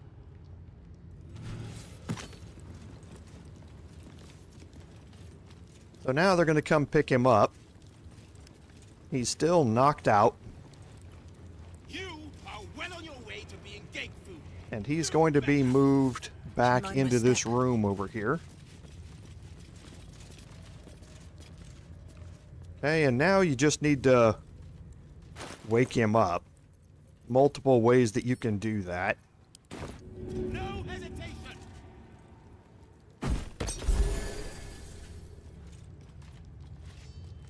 Once he's up, he's going to heal himself. Mercy is death, death is mercy. This And now you can talk to him. Thank you, Istik. The Sauvage would have left me there to die. He's always telling us how we have to be ruthless, that death is the only mercy we deliver. But you showed compassion and kindness. You're just like... Never mind. And now you have an option here to use persuasion to learn some more about the inner workings of the Creche here. Okay, again, fairly high DC, but for your bard, it's not a problem.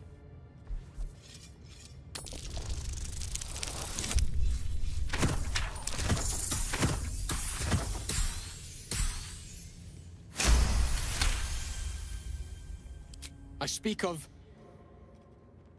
Orpheus, the true prince. He's so strong and wise, and he rides a comet.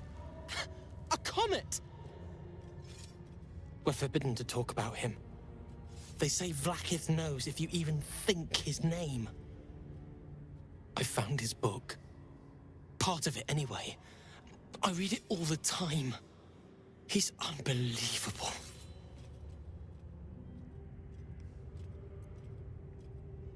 I don't think so. No one I've met. I drew his symbol where I thought someone might see it and recognize it, but nobody did. I must have the only copy.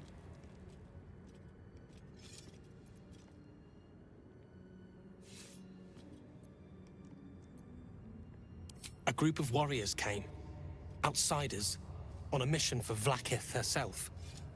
Savage Kethk made us clean their armor, and I found it inside one of the breastplates. Wish I knew who it belonged to. I have so many questions. Hopefully, one day I'll find them. Okay.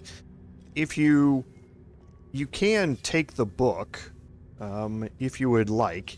He's going to... Well, I mean, I guess we can do it. This is minor stuff. Okay. And you have the options here to grab the book. You don't have to take the book away from him. The book is obviously a prized possession of his.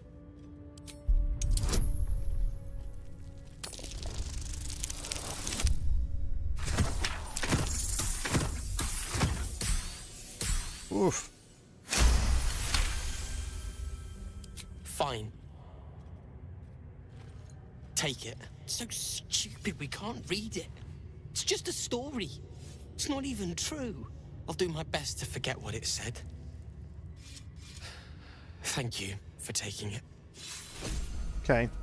Now, what that does is you're now learning that there's a division within the Githyanki about people who worship Vlaakith and believe what she says about being the leader of the Gith versus those who think that there might be somebody else, the last prince of the Githyanki, Orpheus, who might have been usurped by Vlaakith. And you're starting to learn some of the backstory and the history behind that. And we did pick this up, and this talks again more about Orpheus and who he is, and the fact that his mother was Gith, the queen, the original queen of the Githyanki, sacrificed to the Hells by the renegade Vlaakith. So it's starting to expose that there are some differences amongst the Githyanki. One of the most important points, though, however, is that the true heir, the Prince of the Comet, could not overcome Vlaakith's knights and their ill-gotten worms. Mighty Voss, who we've met, he was on the Red Dragon at the bridge, lit the astral sky aflame. When the ash had cleared, Orpheus was gone. So Voss was involved in the original conflict between Vlaakith and Orpheus. And knowing that lets you know about what happened, or a way to go forward about Orpheus. So it's opening up this quest line, discover the history of Prince Orpheus, and that's going to become more clear and involved as we go. So we are in the Githyanki Creche. We're learning about it now.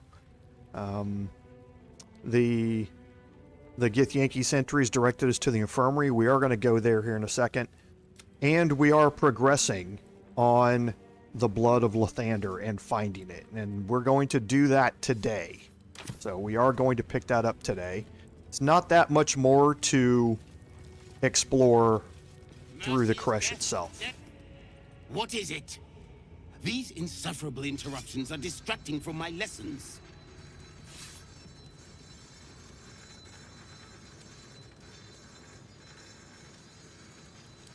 I do what is necessary, and no worse than our enemies would do. Our warriors must possess strength and skill far superior to any spawn from this putrescent plane. You will learn this firsthand, Istik, when we finally come to claim it for our own. Okay, you can talk with any of the other youths. What do I do? I failed the Savage. I failed Vlaakith herself. I'm going to double my training. No, triple. I won't waste this chance. They're all variations. Outsiders aren't supposed to see us training. You should leave. Of the same type of interactions. Why didn't you stab him properly? All that waiting around just to watch Varl take a nap. So there's nothing else that's really important in here to be able to do.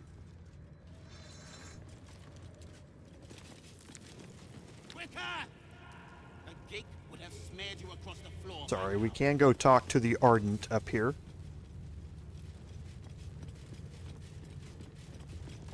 Unless you want to be set up as target practice, I suggest you leave, Istik. Now, it's also important to realize what happens to your mini-map. See, we've got the red outline. That means that we can't fast travel from here. But now down here, we can. So it's important to realize how some of these areas work when you get later on into this. And like I say, I'll explain more of that as we go. So now we're going to hold off on this. We've explored the classroom. This is toward the Infirmary. So this is the direction that we're going to head now. The Infirmary is down this way. So let's head over here.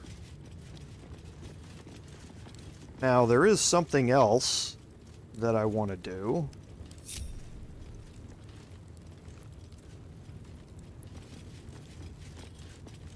Everyone else minds their business. I'll be fine.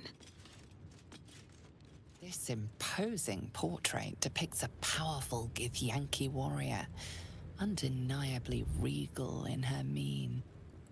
Vlaakith herself. She is both the sun that blinds us and the void that contains us. Praise be. In the corner of the painting is a small symbol you can't quite place. Okay, so you have a history check. It's a really high one here.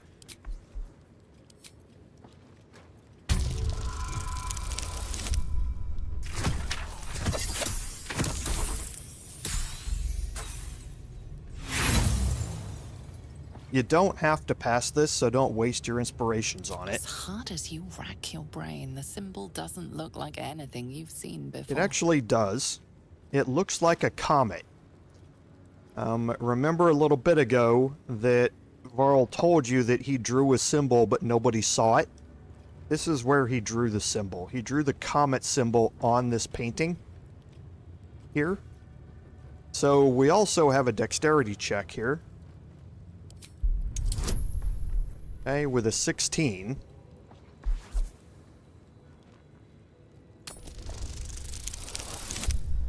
And that's a big fail.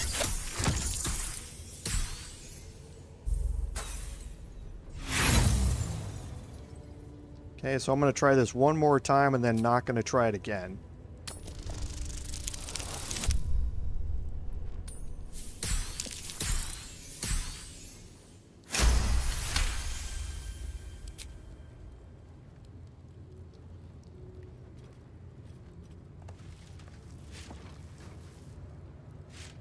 Now, we might get in trouble here. You take a moment to fully appreciate your masterpiece. Because I saw somebody come down behind me. She looks a little less regal now. A wretched display. I thought you better than such juvenile antics.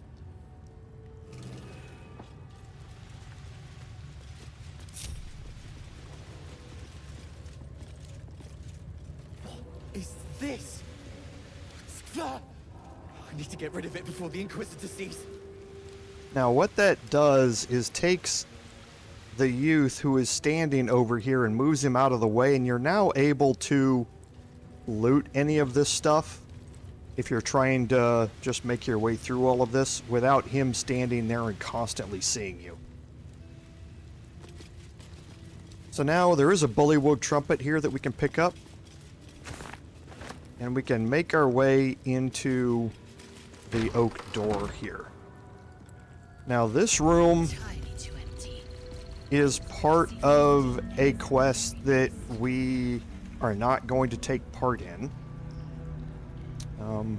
Lady Esther, outside, who we talked to, wanted us to pick up a Githyanki egg.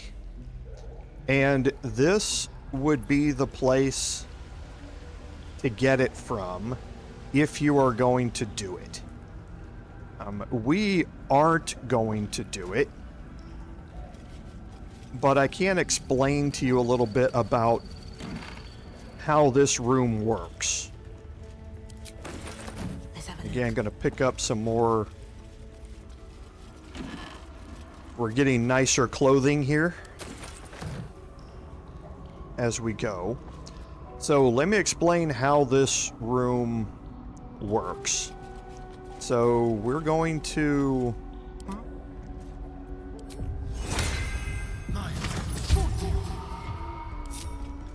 Still alive, so that's progress. Watch how you go. There's a trap. okay, so you see that there are the gas pits. I also had another perception check that I failed.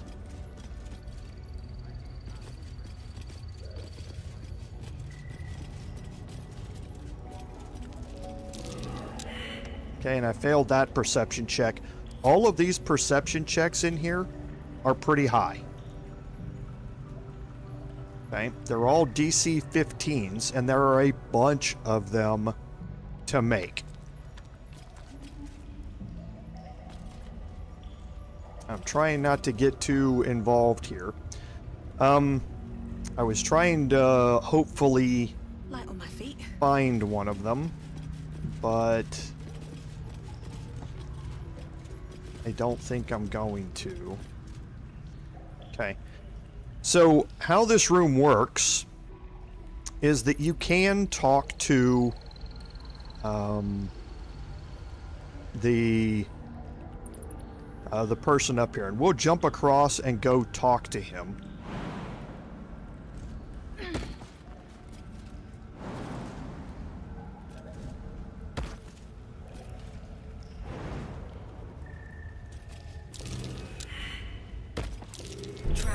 Okay, and there are mines and that sort of stuff all over this place. So that's the first thing to realize, is that you're going to have repulsion mines and that sort of stuff that are going to keep you from maneuvering around in this room. You've got gas vents, which keep you from maneuvering around. You've got repulsion mines. You also have something else here in this space.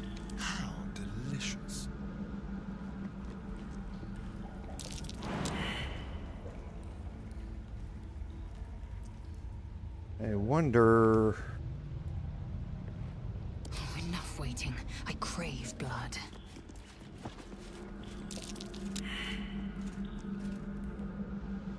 The pride of the gate. Checking things out. It's an investigation check. Whoops.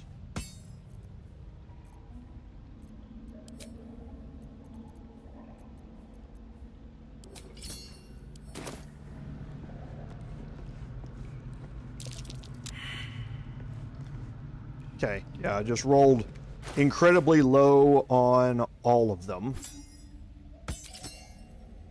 There are also teleport traps spaced in various locations, not just in the water, but also sometimes on these platforms.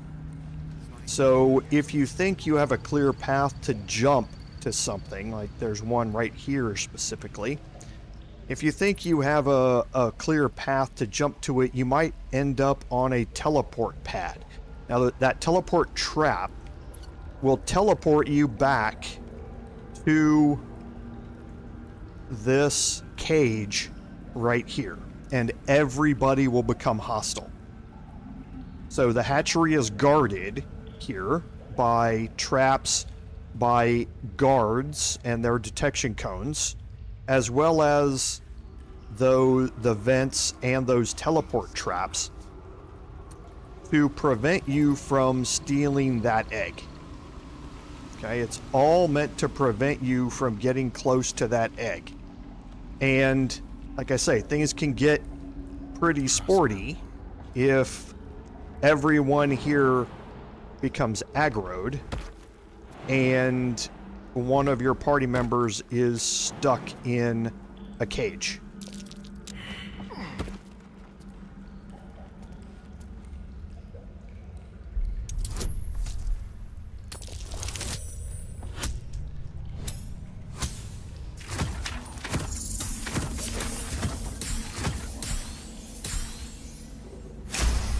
Yeah, Eric, I drew the face right in front of Lae'zel. We're gonna find out more about that here in a second. Lae'zel is going to become quickly disabused of her loyalty to Vlaakith. Be wary. This place is trapped.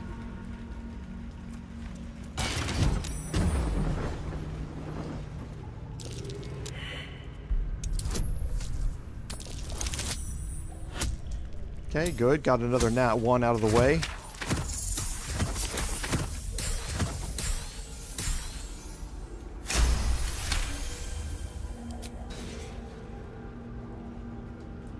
Shouldn't have wished to live in more interesting times. Trap. Be cautious. Okay, I'm just going to go over here and talk to Varsh Koku. I have something to ask. You can tell Kithrak Therazin that my position has not changed. The egg requires more time. Furthermore... Oh. I was not expecting an istik. What brings you to my hatchery? Almost all of the eggs in his clutch have hatched. We await only one more, which is taking its time. Most caretakers would not give the child its fair chance, but I shall. There could be greatness in that shell. You note that the hope in his voice is tinged with weariness.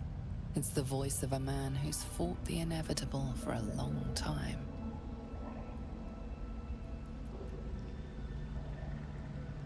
Okay, you do have a persuasion attempt here.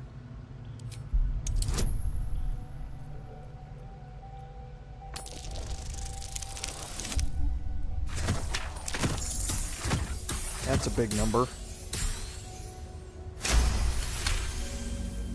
Not all that arrive late are weak. I created this entire hatchery, despite being the last of my clutch to hatch. They almost drowned me in the hatching pool, if it wasn't for the vash of my clutch. This one deserves the same chance. Okay, you have another persuasion check here to try and take the egg. Kithrak Therazin will give orders to destroy it. She will say it's a weakling. I'll give it a while longer. And if it doesn't hatch, it will have proven her right. Okay, and now you have more options to be able to take the egg. You have an intimidation option and a deception option in addition to persuasion.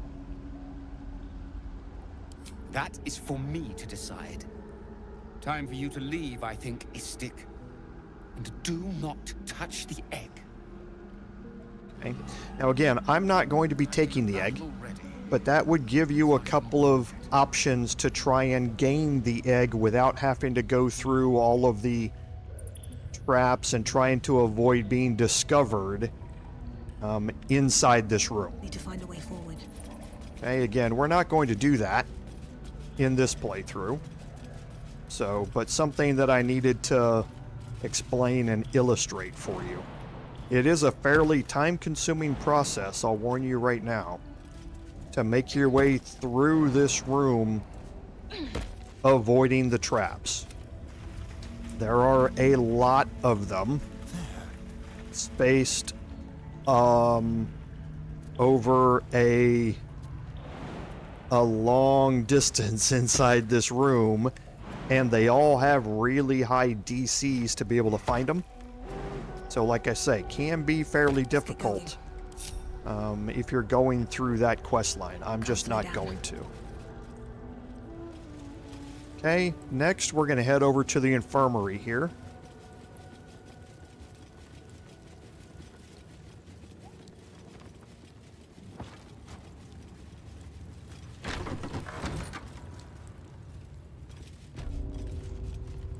Okay, now inside this room, a couple of things are happening. You've got a couple of kids who are using their Githyanki Mage Hand ability to slap this traveler's chest back and forth.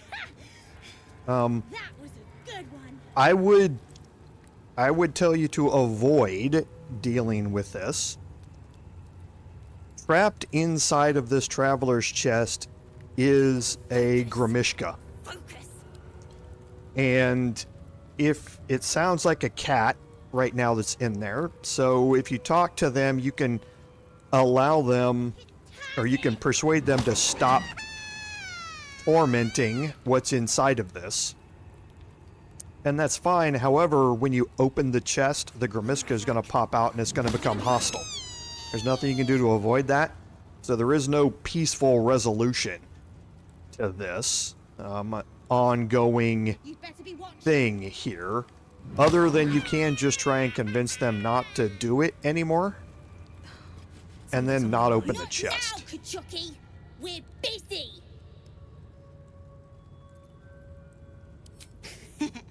Wouldn't you like to know? No.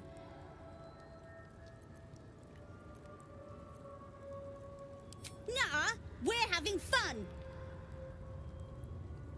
Okay, so you have an intimidation option here. Okay, it's a fairly average DC.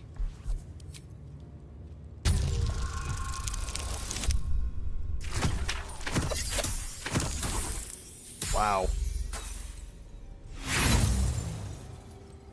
Hey, mean deed, no, it is not.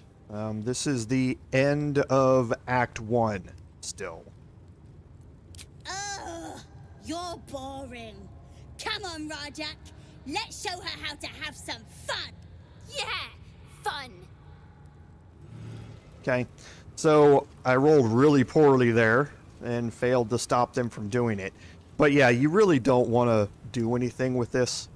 This one's gonna be good.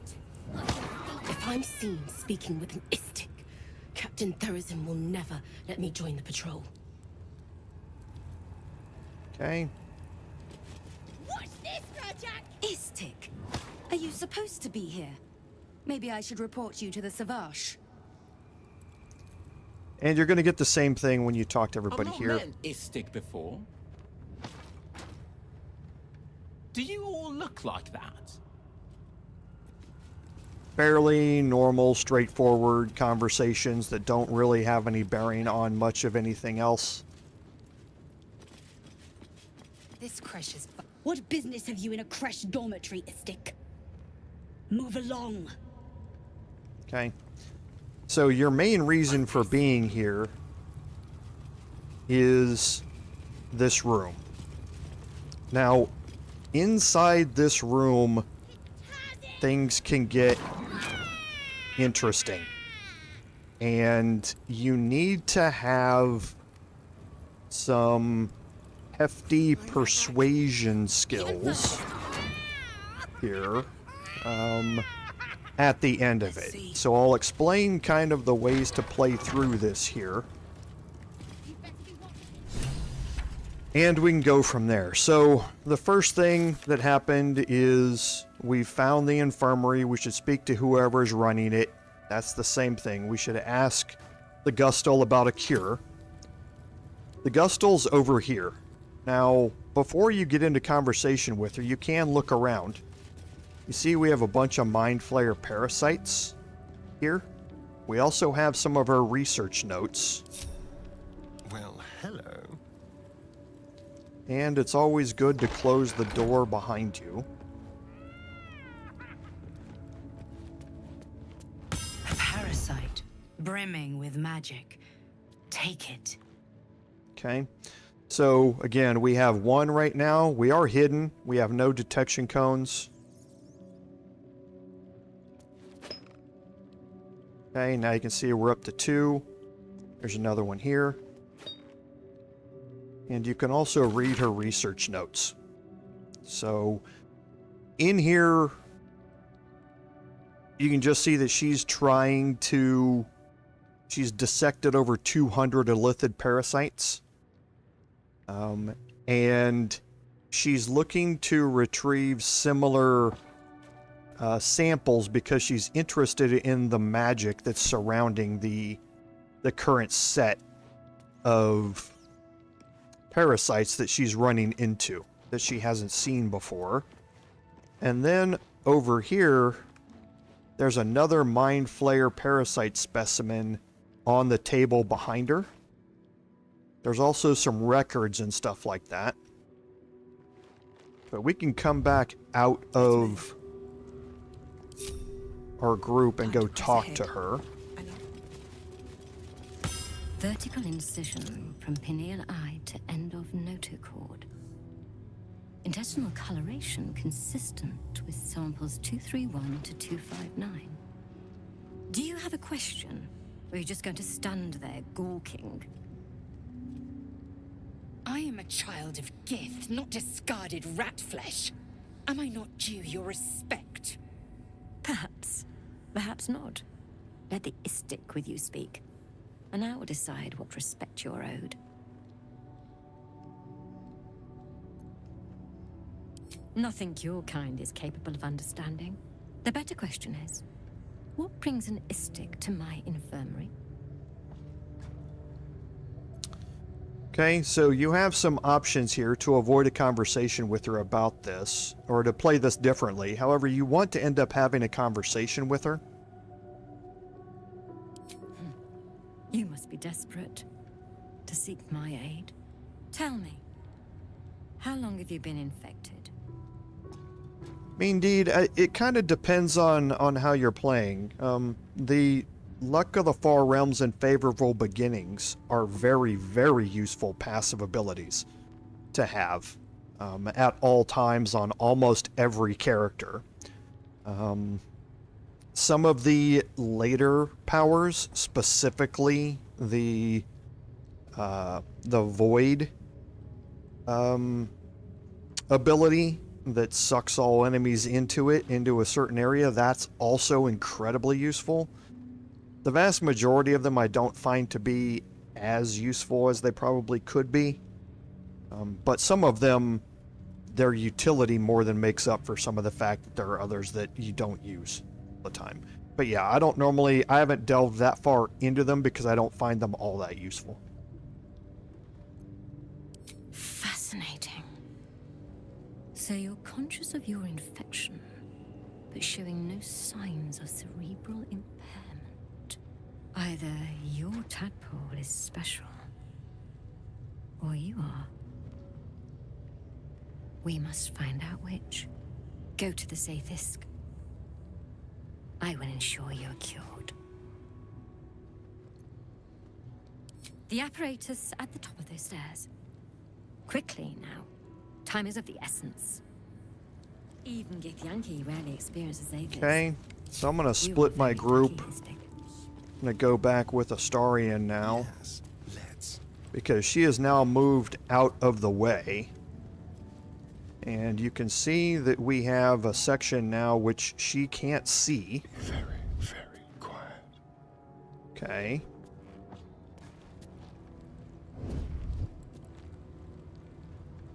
Oh. Ready or not. Okay, so... Let's keep to the shadows. Okay. So, now that I'm here, I have the opportunity to take the mindflayer parasite specimen. And again, I can go into turn-based mode here to make this more useful. But you don't necessarily have to do this yet at this point. You're going to get another opportunity to do this a little bit later on. So I'm not going to do it right now, but I will end up dealing with it a little bit later. So now, you get to the Zaith'isk. Never a dull moment. Multiple ways to play this.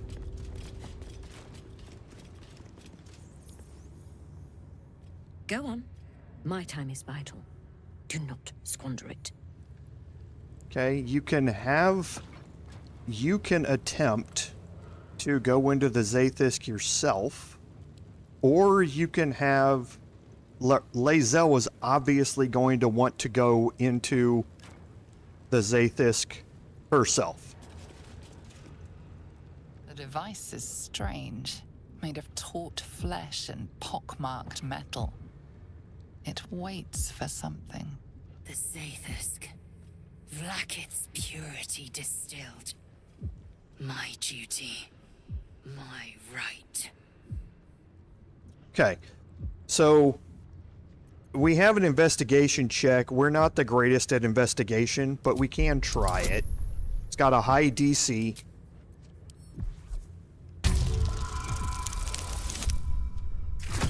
Gonna need some help here. Okay. The device is an ingenious synthesis of illithid anatomy and metal alloys. It hums with psionic energy, hinting at paths into unknown minds and unseen planes. Stand aside. My time has come. Okay, now 2 different ways to play this.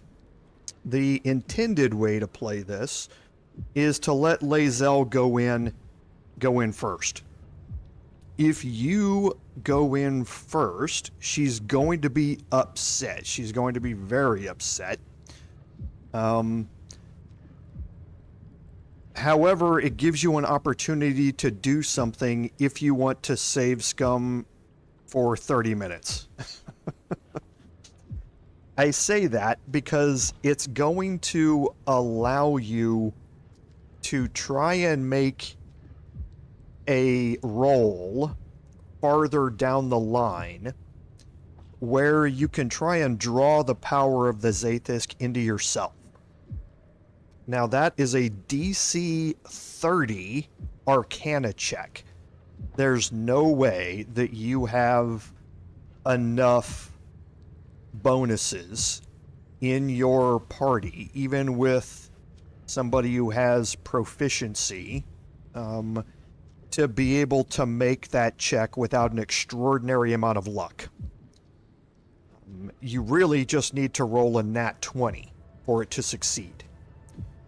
And that means you've got a 5% chance to do it, and that chance doesn't come along very often, so if you want to save scum your way through it, you can. If you fail that roll, you are going to get some fairly negative consequences from it as far as your ability scores go. You're going to take a -2 hit to your spell casting ability scores because of it if you fail the roll. So if you're going to save scum it, it's going to take you a while to pass it until you can roll that nat 20. But if you do, you gain the ability to cast your tadpole powers as bonus actions as opposed to actions. Now that can be very, very useful, especially, like I said, with that void ability, being able to cast it with a bonus action and then throw an AoE spell right on top of that big group of enemies that you have all sucked into one location. It can, like I say, there's a bunch of opportunities where using those abilities as a bonus action is incredibly useful. Right now, these abilities aren't all that useful, except the ones that I've talked about, but in late game, they can be extraordinarily useful. And having them on call as a bonus action is a great benefit to have. However, realistically, the only way you're going to do it is if you save scum it to roll a nat 20. Otherwise, the intended way is to let Lae'zel play it first. Now, you still will come across that same option later on to be able to take the Zaith'isk's power into yourself. However, even if you save scum it there while Lae'zel's in the machine and you roll a nat 20, you will not get any negatives from that roll, but she will. Now, for her, that might not be a huge detriment, meaning that she's going to take a hit to her spellcasting abilities, but that doesn't necessarily affect her nearly as much. But like I say, it's not really the thing that was intended to be able to do it, but there's an option there for you to do it. The best way to do it is to go in yourself, save scum that roll until you can get it, and go from there. Don't let Lae'zel go in first if you're planning to try and get those abilities as a bonus action. Praise Vlaakith. Let it be done. We're not going to do that in my Sit, playthrough, because I don't save scum my playthroughs. Let the Zaith'isk end your suffering. Or my live streams, sorry.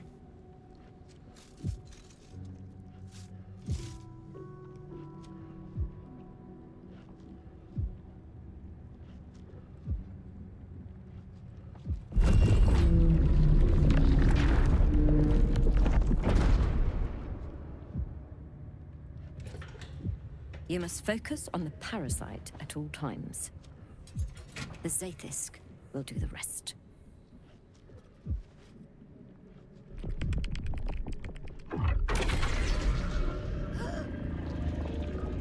An unseen blade cleaves your mind in two.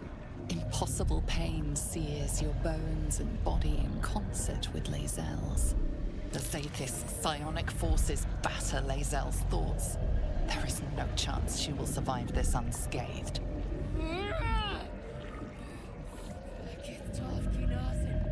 Vlaakith Tovki Nothing!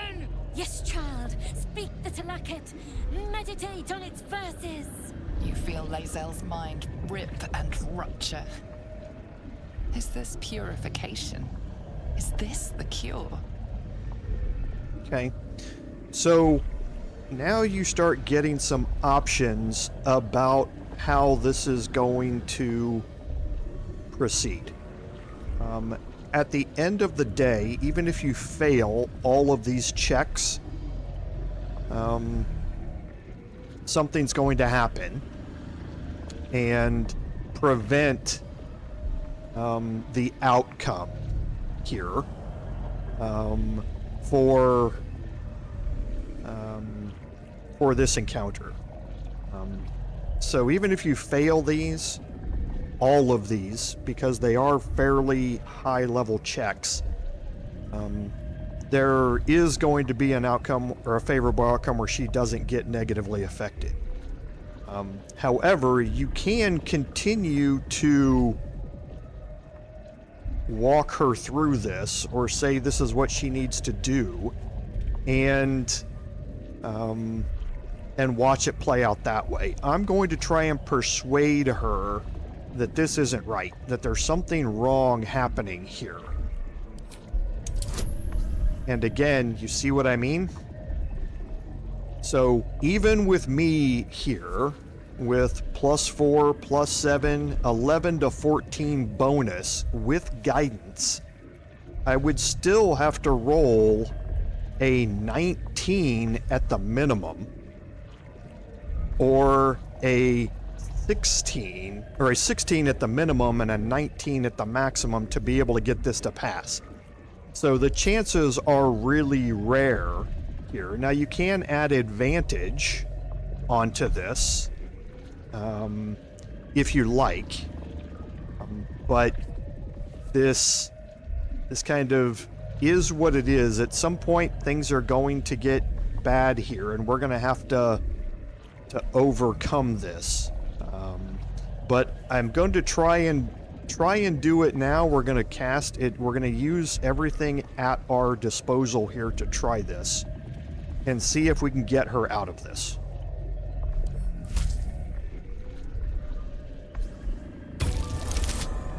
Okay, that's a fail.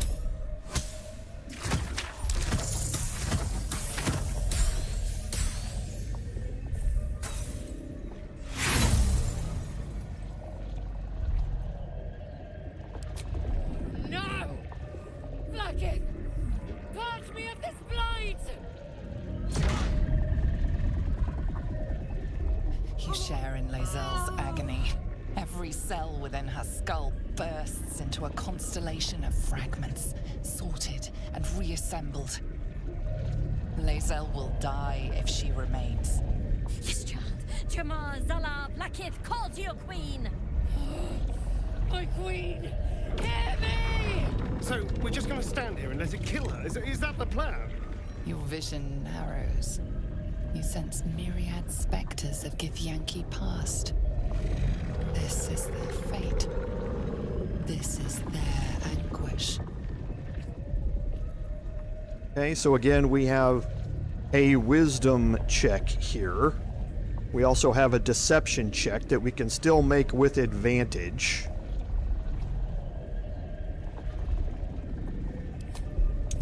Our wisdom check is a 21.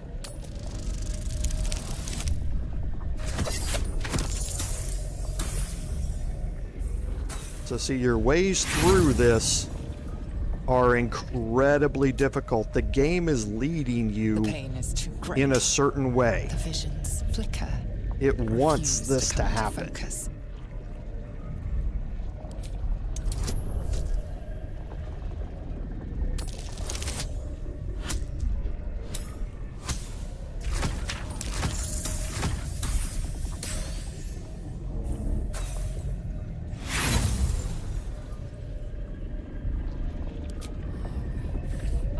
Becoming pure!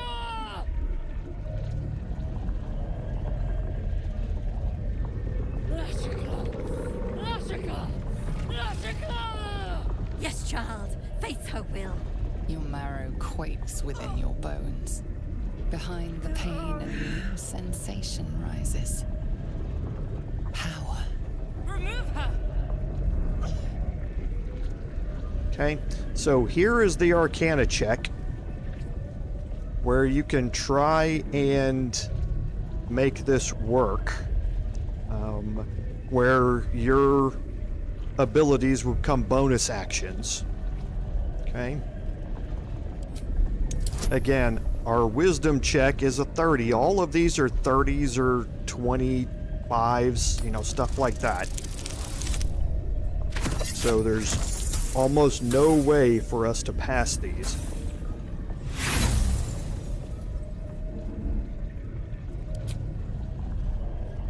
The device is too powerful.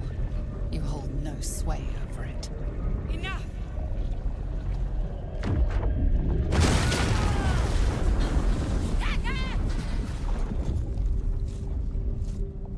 Damn it all!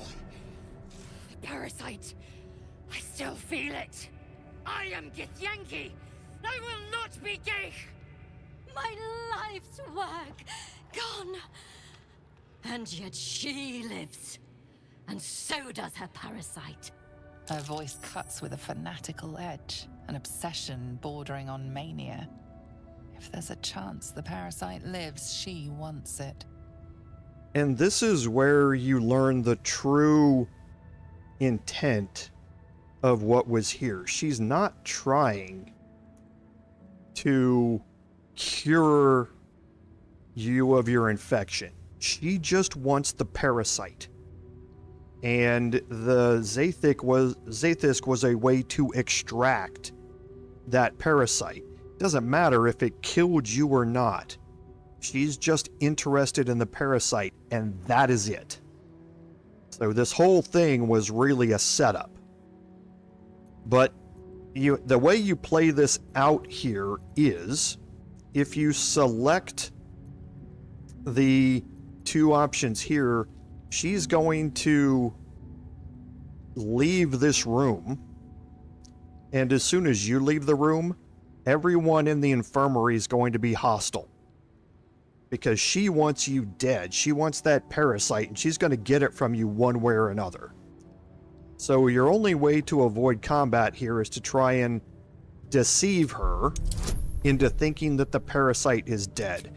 And now you finally get into a reasonable check. We've got a 50-50 shot here without advantage to be able to try and make this work.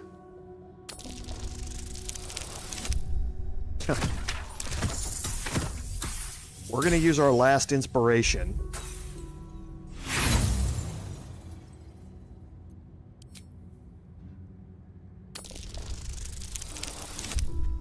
Failed it again. Okay, so again, I don't save scum my live streams, so whatever happens here, happens here. So you'll get to see how this plays out. You're lying. You're protecting it. I knew it. The parasite's influence has grown. It has changed her, changed you. We must extract it as soon as possible. Wait here. I will gather my tools. No! I followed the protocol! I must be cleansed! Okay, so she's That left was too close. and walked out here. You were lucky I was there to save you once again. Locked, of course.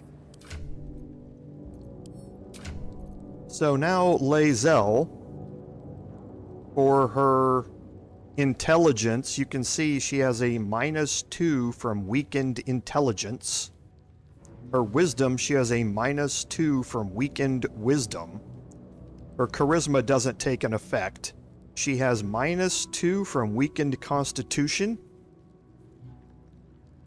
Okay, so these three skills here all took a -2 hit because of our inability to pass DC 30 rolls.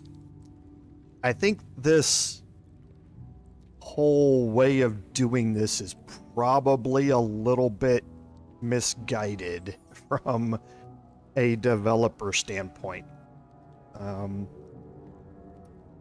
the two different options don't offer you a way out once you're in it. If you go through the Zaith'isk, you're going to end up with some fairly bad negatives unless you get extraordinarily lucky, and it just is what it is. I followed protocol. I kept to my faith. Yet the Zaith'isk might have killed me. The Gustil tampered with it. Traitor. And there may be more still. This must be why the Inquisitors come.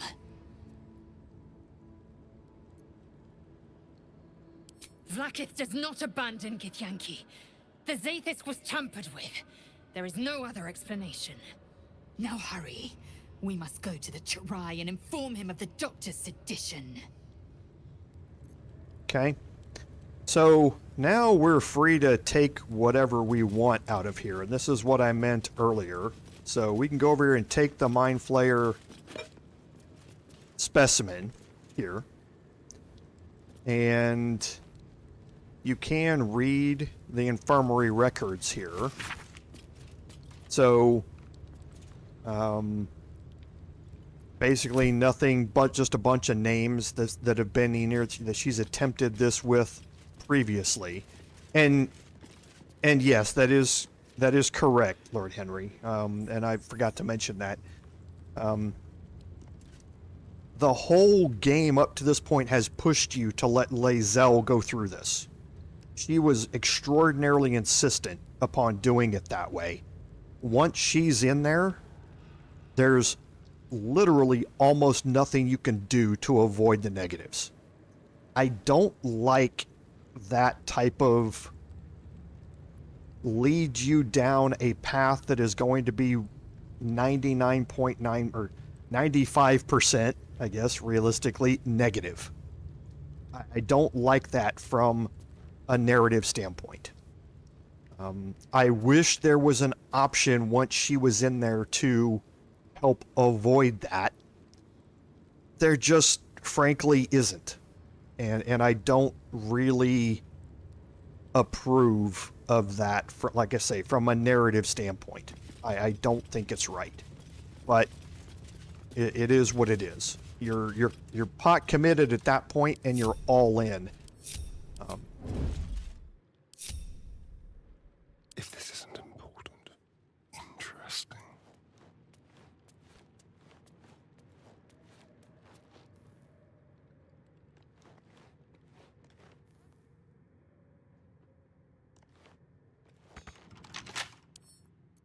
Quietly.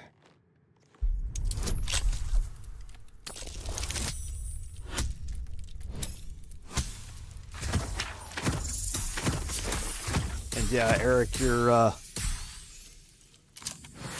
giving me you're giving everybody a way out of this.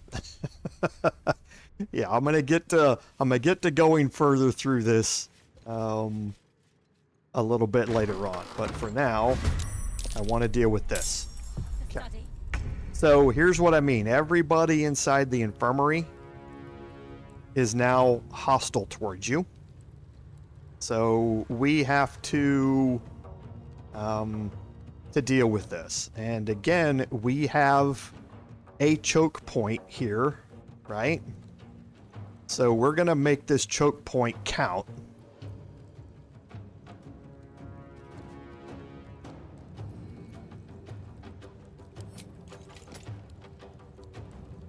Where's the Ardent? There he is.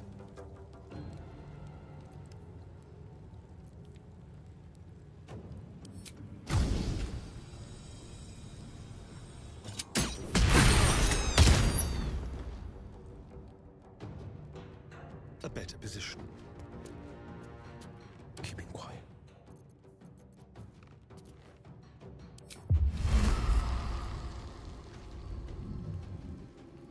Now I want to be careful how I'm moving here.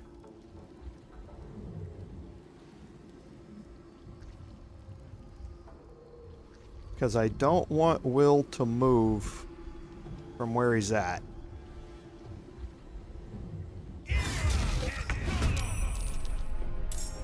Okay, so he did roll well on initiative. That's good.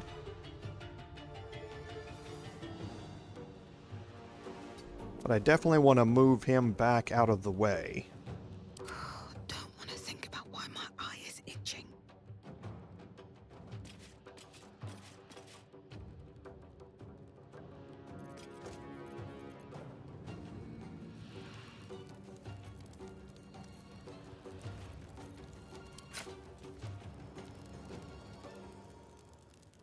Carefully now.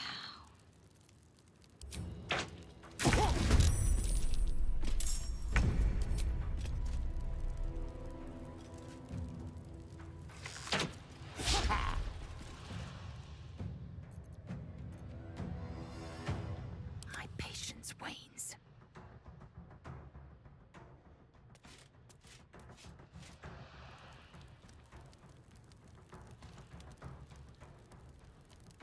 The end comes. Okay. Go for the throat.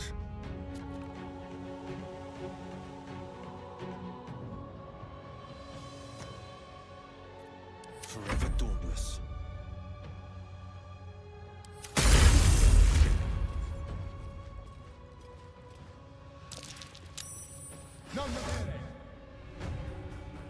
Okay, so hold person on me. I'm actually not too worried about that.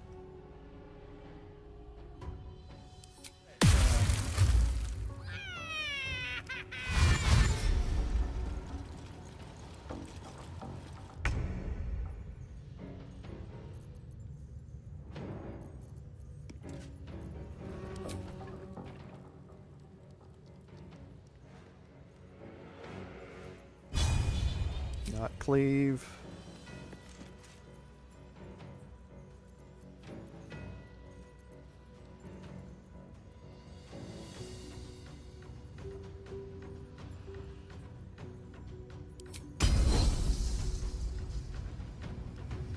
Okay, so it's only a 50% chance to hit there.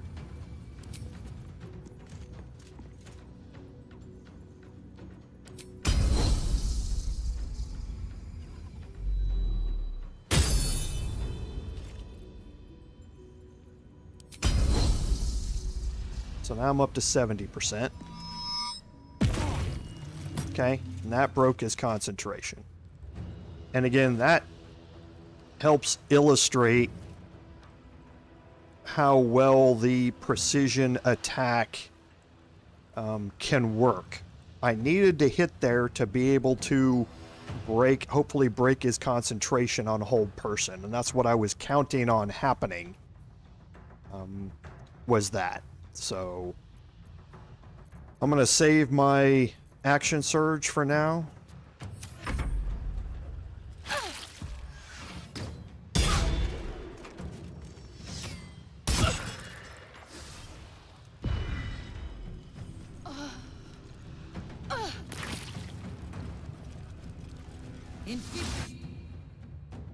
Not too worried about Ray of Sickness either.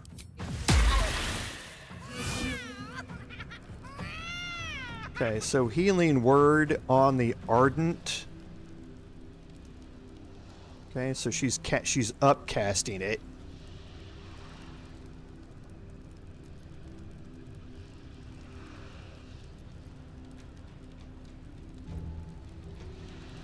Because he's rallied, he's still in the hunger though.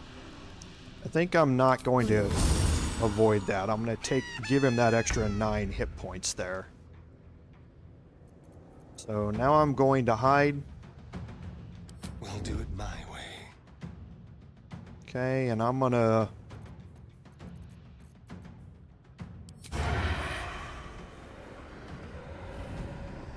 get a sneak attack here. To the death. Okay, that got rid of his additional hit points.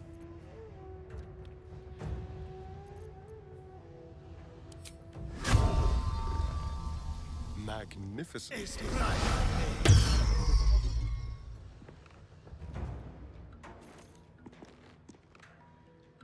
Oh, she counterspelled Hunter's Mark. That's perfectly fine. I don't mind her wasting a counter spell on Hunter's Mark at all. Let her waste a spell slot on that.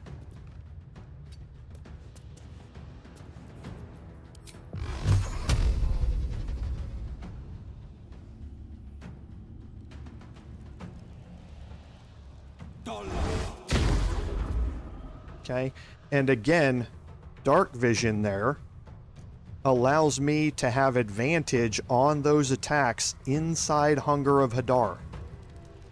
That's what makes that really nice for an Eldritch Invocation, is because I'm not taking disadvantage on the ranged attacks that are in there. Now I'm going to move Wyll back out of the way. I can't even catch my breath. And now you'll see he's blinded here, so let's see if we can go ahead and remove him. Yeah, I am poisoned here, though.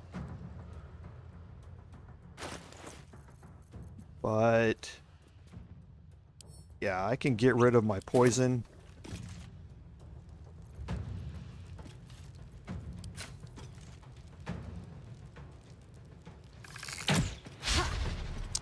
Oh, thank you. Just an 84% chance. Oh, and then followed it up with a crit. Thanks, I guess. Okay, so I was hoping that that would kill. Okay, so Psychic Rend I am going to avoid, or I am going to counterspell.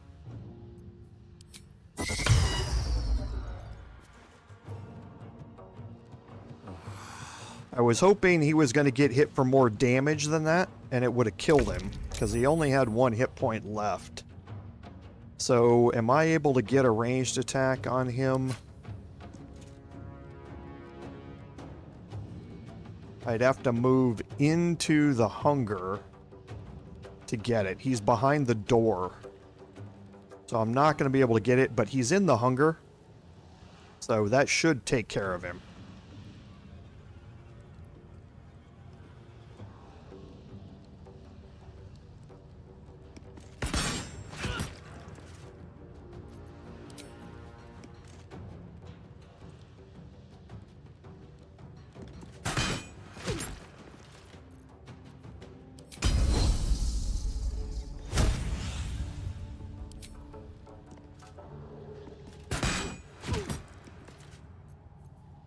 Okay, and hopefully one more.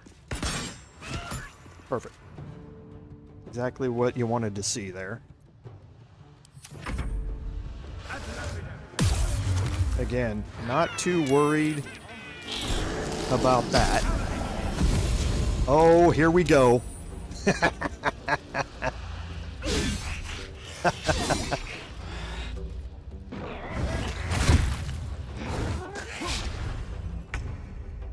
Okay, you got to see what the magic allergy from a Grimishka does. There. So, nice. So, we've the enemy of my enemy is my friend type of thing going on here. So... They won't know what bit them. I am more than happy... Step quick. ...to let them fight the... You know, fight amongst themselves out here.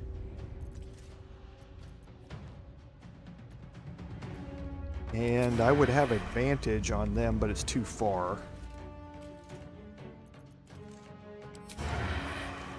I could...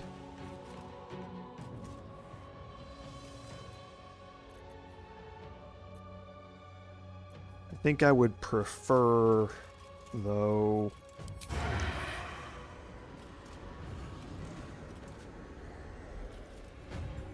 Why is my path interrupted? It's not. We'll just see if it asks me. It doesn't. Okay, so he passed his saving, or his concentration saving throw there. But let's try again. And he made it again. Okay. This is my So now Wyll, again, taking half his movement to move out here.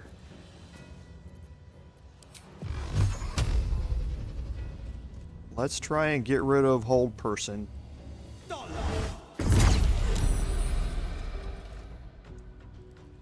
Okay, so that ends that. Now I'll move him back out of the way. I want to keep him out of line of sight because I want to keep Hunger of Hadar up, and I don't want any attacks hitting him and breaking his concentration. I wonder if this is worth the cost. Okay, and now we have the Ardent left, but I'm not going to be able to hit him. And that's kind of a shame.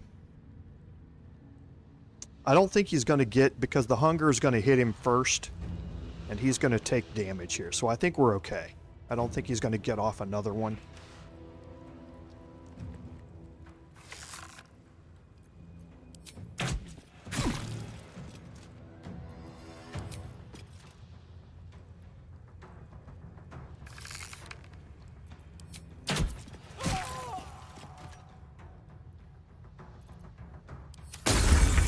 Okay, so there the Hunger took him out.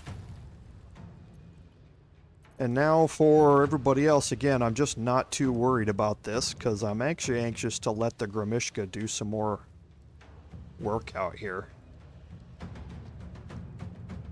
You bow, break. So I'll just utilize regular attacks here. Yes, I mean, my character's a pure bard right now, yes.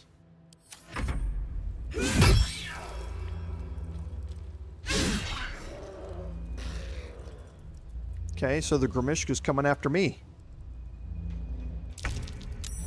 Nice.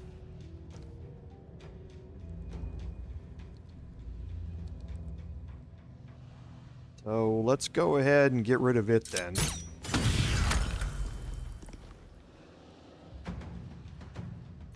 And now I think we're just going to wait.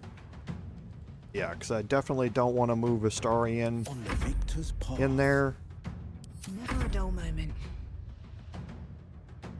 We'll just move Lae'zel back out of the way for now. Taking position. Have him rush toward us.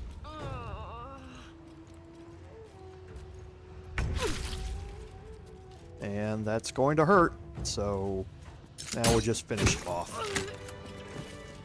Okay, we can get Wyll to drop the Hunger of Hadar, and now we're good. No time to rest. Okay, again, another one of those fights where you really don't even have to play it as bold as I did. You can keep all of your characters out of line of sight, and they will all just move right into the Hunger to try and get to you. And as soon as they move into the doorway, then you can focus down one of them at a time. So you don't even have to use up the action economy that I did. I definitely need to take my second short rest here to get that, to get Wyll's spell slots back and that sort of stuff. But yeah, again, you can play that multiple different ways. You don't have to use a whole lot of action economy for that fight, though. Is as bad as it seems, it's not really all that bad.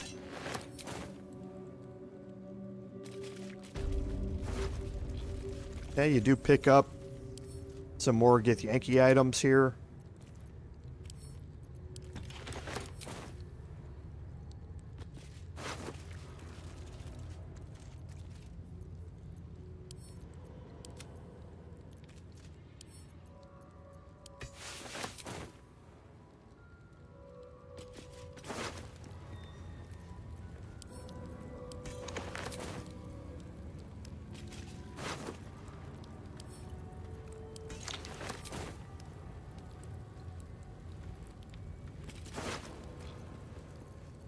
Now, the Gustal has Aberration Hunter's Amulet.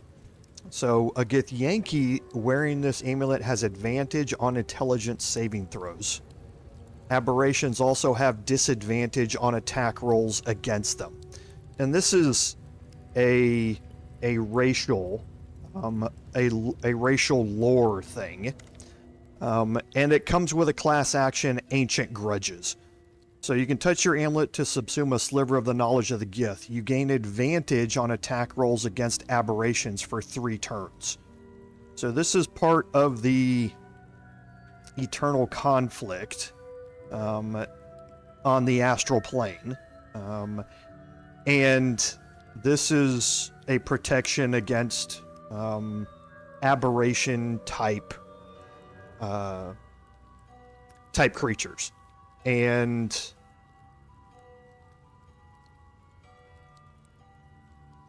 sorry, I'm getting another text there. But aberrations, mind flayers are aberrations. So this is part of that whole Githyanki mind flayer conflict that's been going on ever since the Githyanki were enslaved. So the Aberration Hunter's Amulet is really only good for Lae'zel.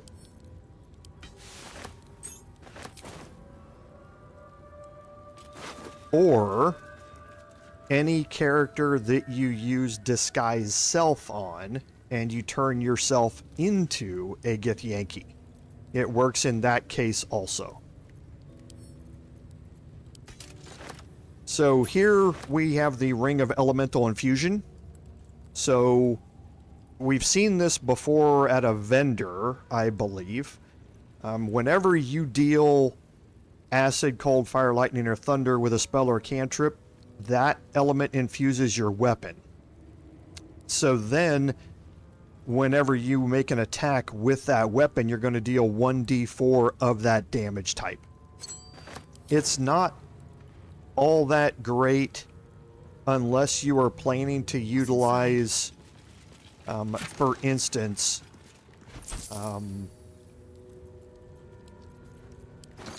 one of the main things that I used it for was actually on my Paladin. My Hexblade Paladin uses Eldritch Blast quite a bit. So, or I mean, used the what was the use the why am I the firebolt cantrip, sorry. For some reason I kept thinking fireball. I was like, it's not fireball, I'm casting it as a cantrip. Because they were elven in my other playthrough. So every time I would cast that, my weapon would gain an additional 1d4 fire damage on my next attack with it. So it was a way to attack at range with a cantrip that I might not be able to reach, but then on my next turn have that additional damage ready for me to attack with on my weapon. But again, it's not something that you really plan to do. It's more along the lines of one of those, I'm not in melee range of anybody right now. I might as well get some damage done at range, and while I'm doing it, I guess I will also gain bonus damage to my weapon on the next round, type of thing. It's not something you rely on for your damage dealing. So now the Infirmary is done, and you can see that the icons out here, everyone is still yellow. They are not hostile toward you due to the actions that have happened in the Infirmary. We're going to close that door just to kind of hide the carnage from anybody who might look in there and see what's happening. And now we're going to go back, not here, we're going to go back to the other side real quick.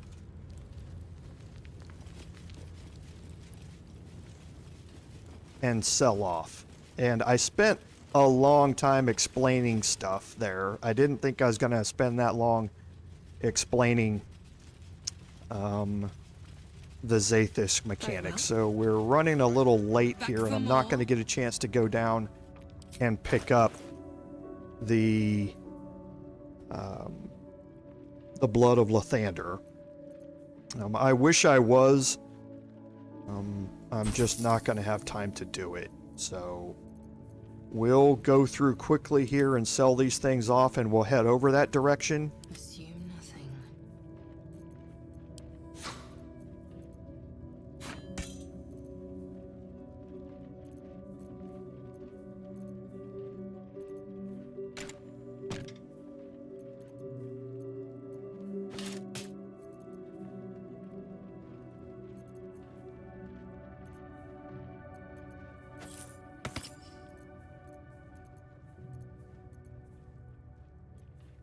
Okay, and I think that's it.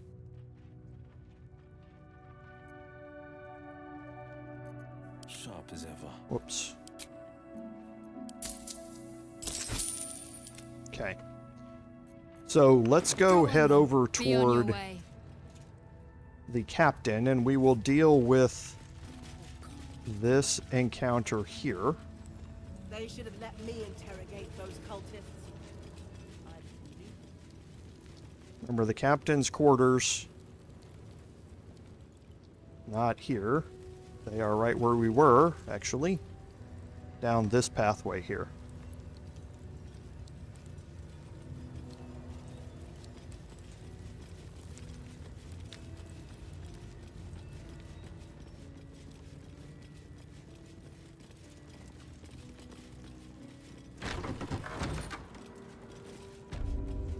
Okay, now we're going to go in here and get everybody in here. And again, we're going to close the door. Just to keep prying eyes away.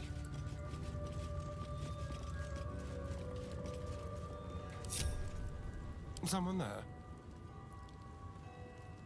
Don't linger.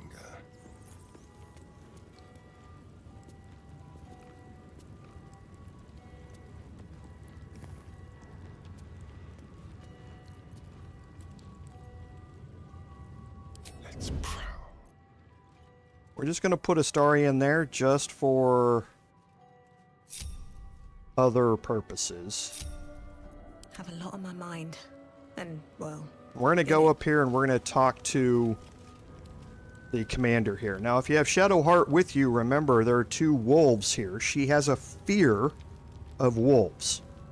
So if you've Shadowheart in your party, you want to keep her back a little ways just so she doesn't become frightened of this. I should speak up. An istik in my creche. You are one of the mercenaries sent to bring the weapon.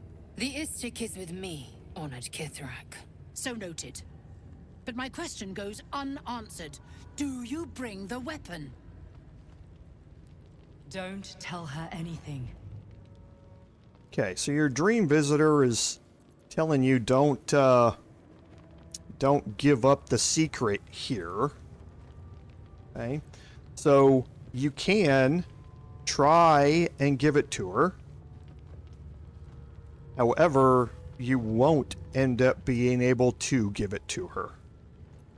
Okay, we also learned about the doctor. She speaks the truth, Kithrak. A Sharlak? Among us? Whom would you accuse? Okay, so you have the option to choose a few different people or no one at all. The Gustil? A strong accusation from the mouth of an istik. The very same said to hold the weapon we seek. Shema Zala Vlakith. Give it to me! Okay, so now you have an option here to either produce the artifact or not.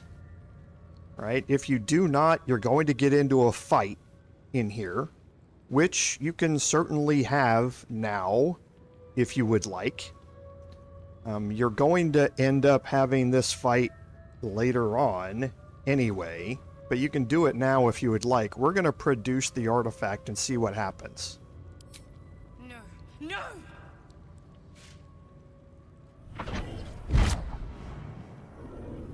Yes.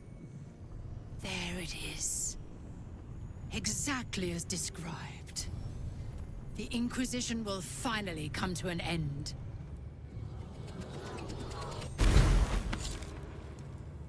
Sva!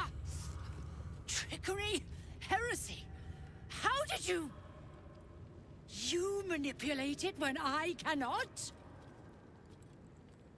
You are forbidden to leave. Report to the Inquisitor at once. Deliver the prism.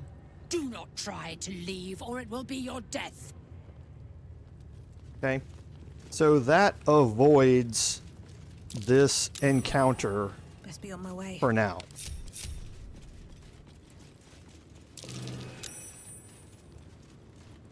The Inquisitor awaits.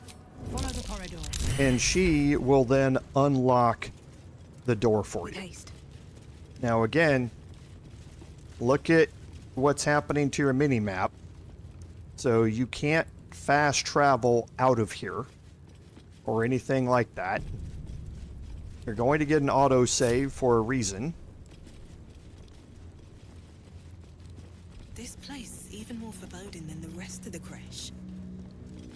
Do as I do. Okay, we have some crafting supplies in here.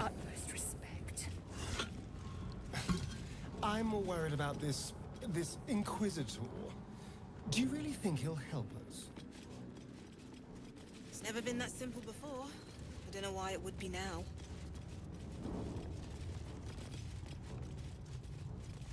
Okay, we have another wooden chest over here.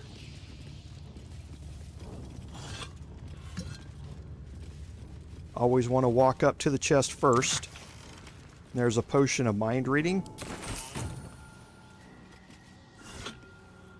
And there's another Viridian crystal here.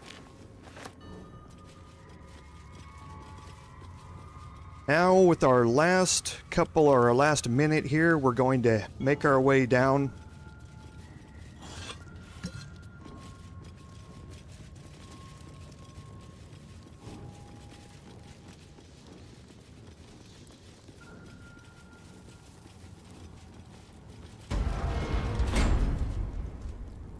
And there is the Inquisitor. Okay. And that is going to bring us to the end of the live stream today. That's actually a great place to stop. What we are going to do next week is, before we have the encounter with the Inquisitor, we are going to make our way around the side over here and jump down and head this way. And all of that will be explained when we start up our live stream next week. So just as a reminder, here in 1 hour, we will be starting the Paladin live stream, which is going to go through these same events that we've seen here, just like I always do, playing them a little differently than the Bard playthrough does, so that you can get multiple experiences of how to do these things. So that will start at 2 p.m. 2 p.m. Central Time, just 1 hour from now. So I hope to see everyone there.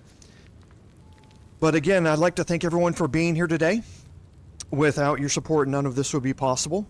This is Commander Jorval saying, until an hour from now, fare thee well.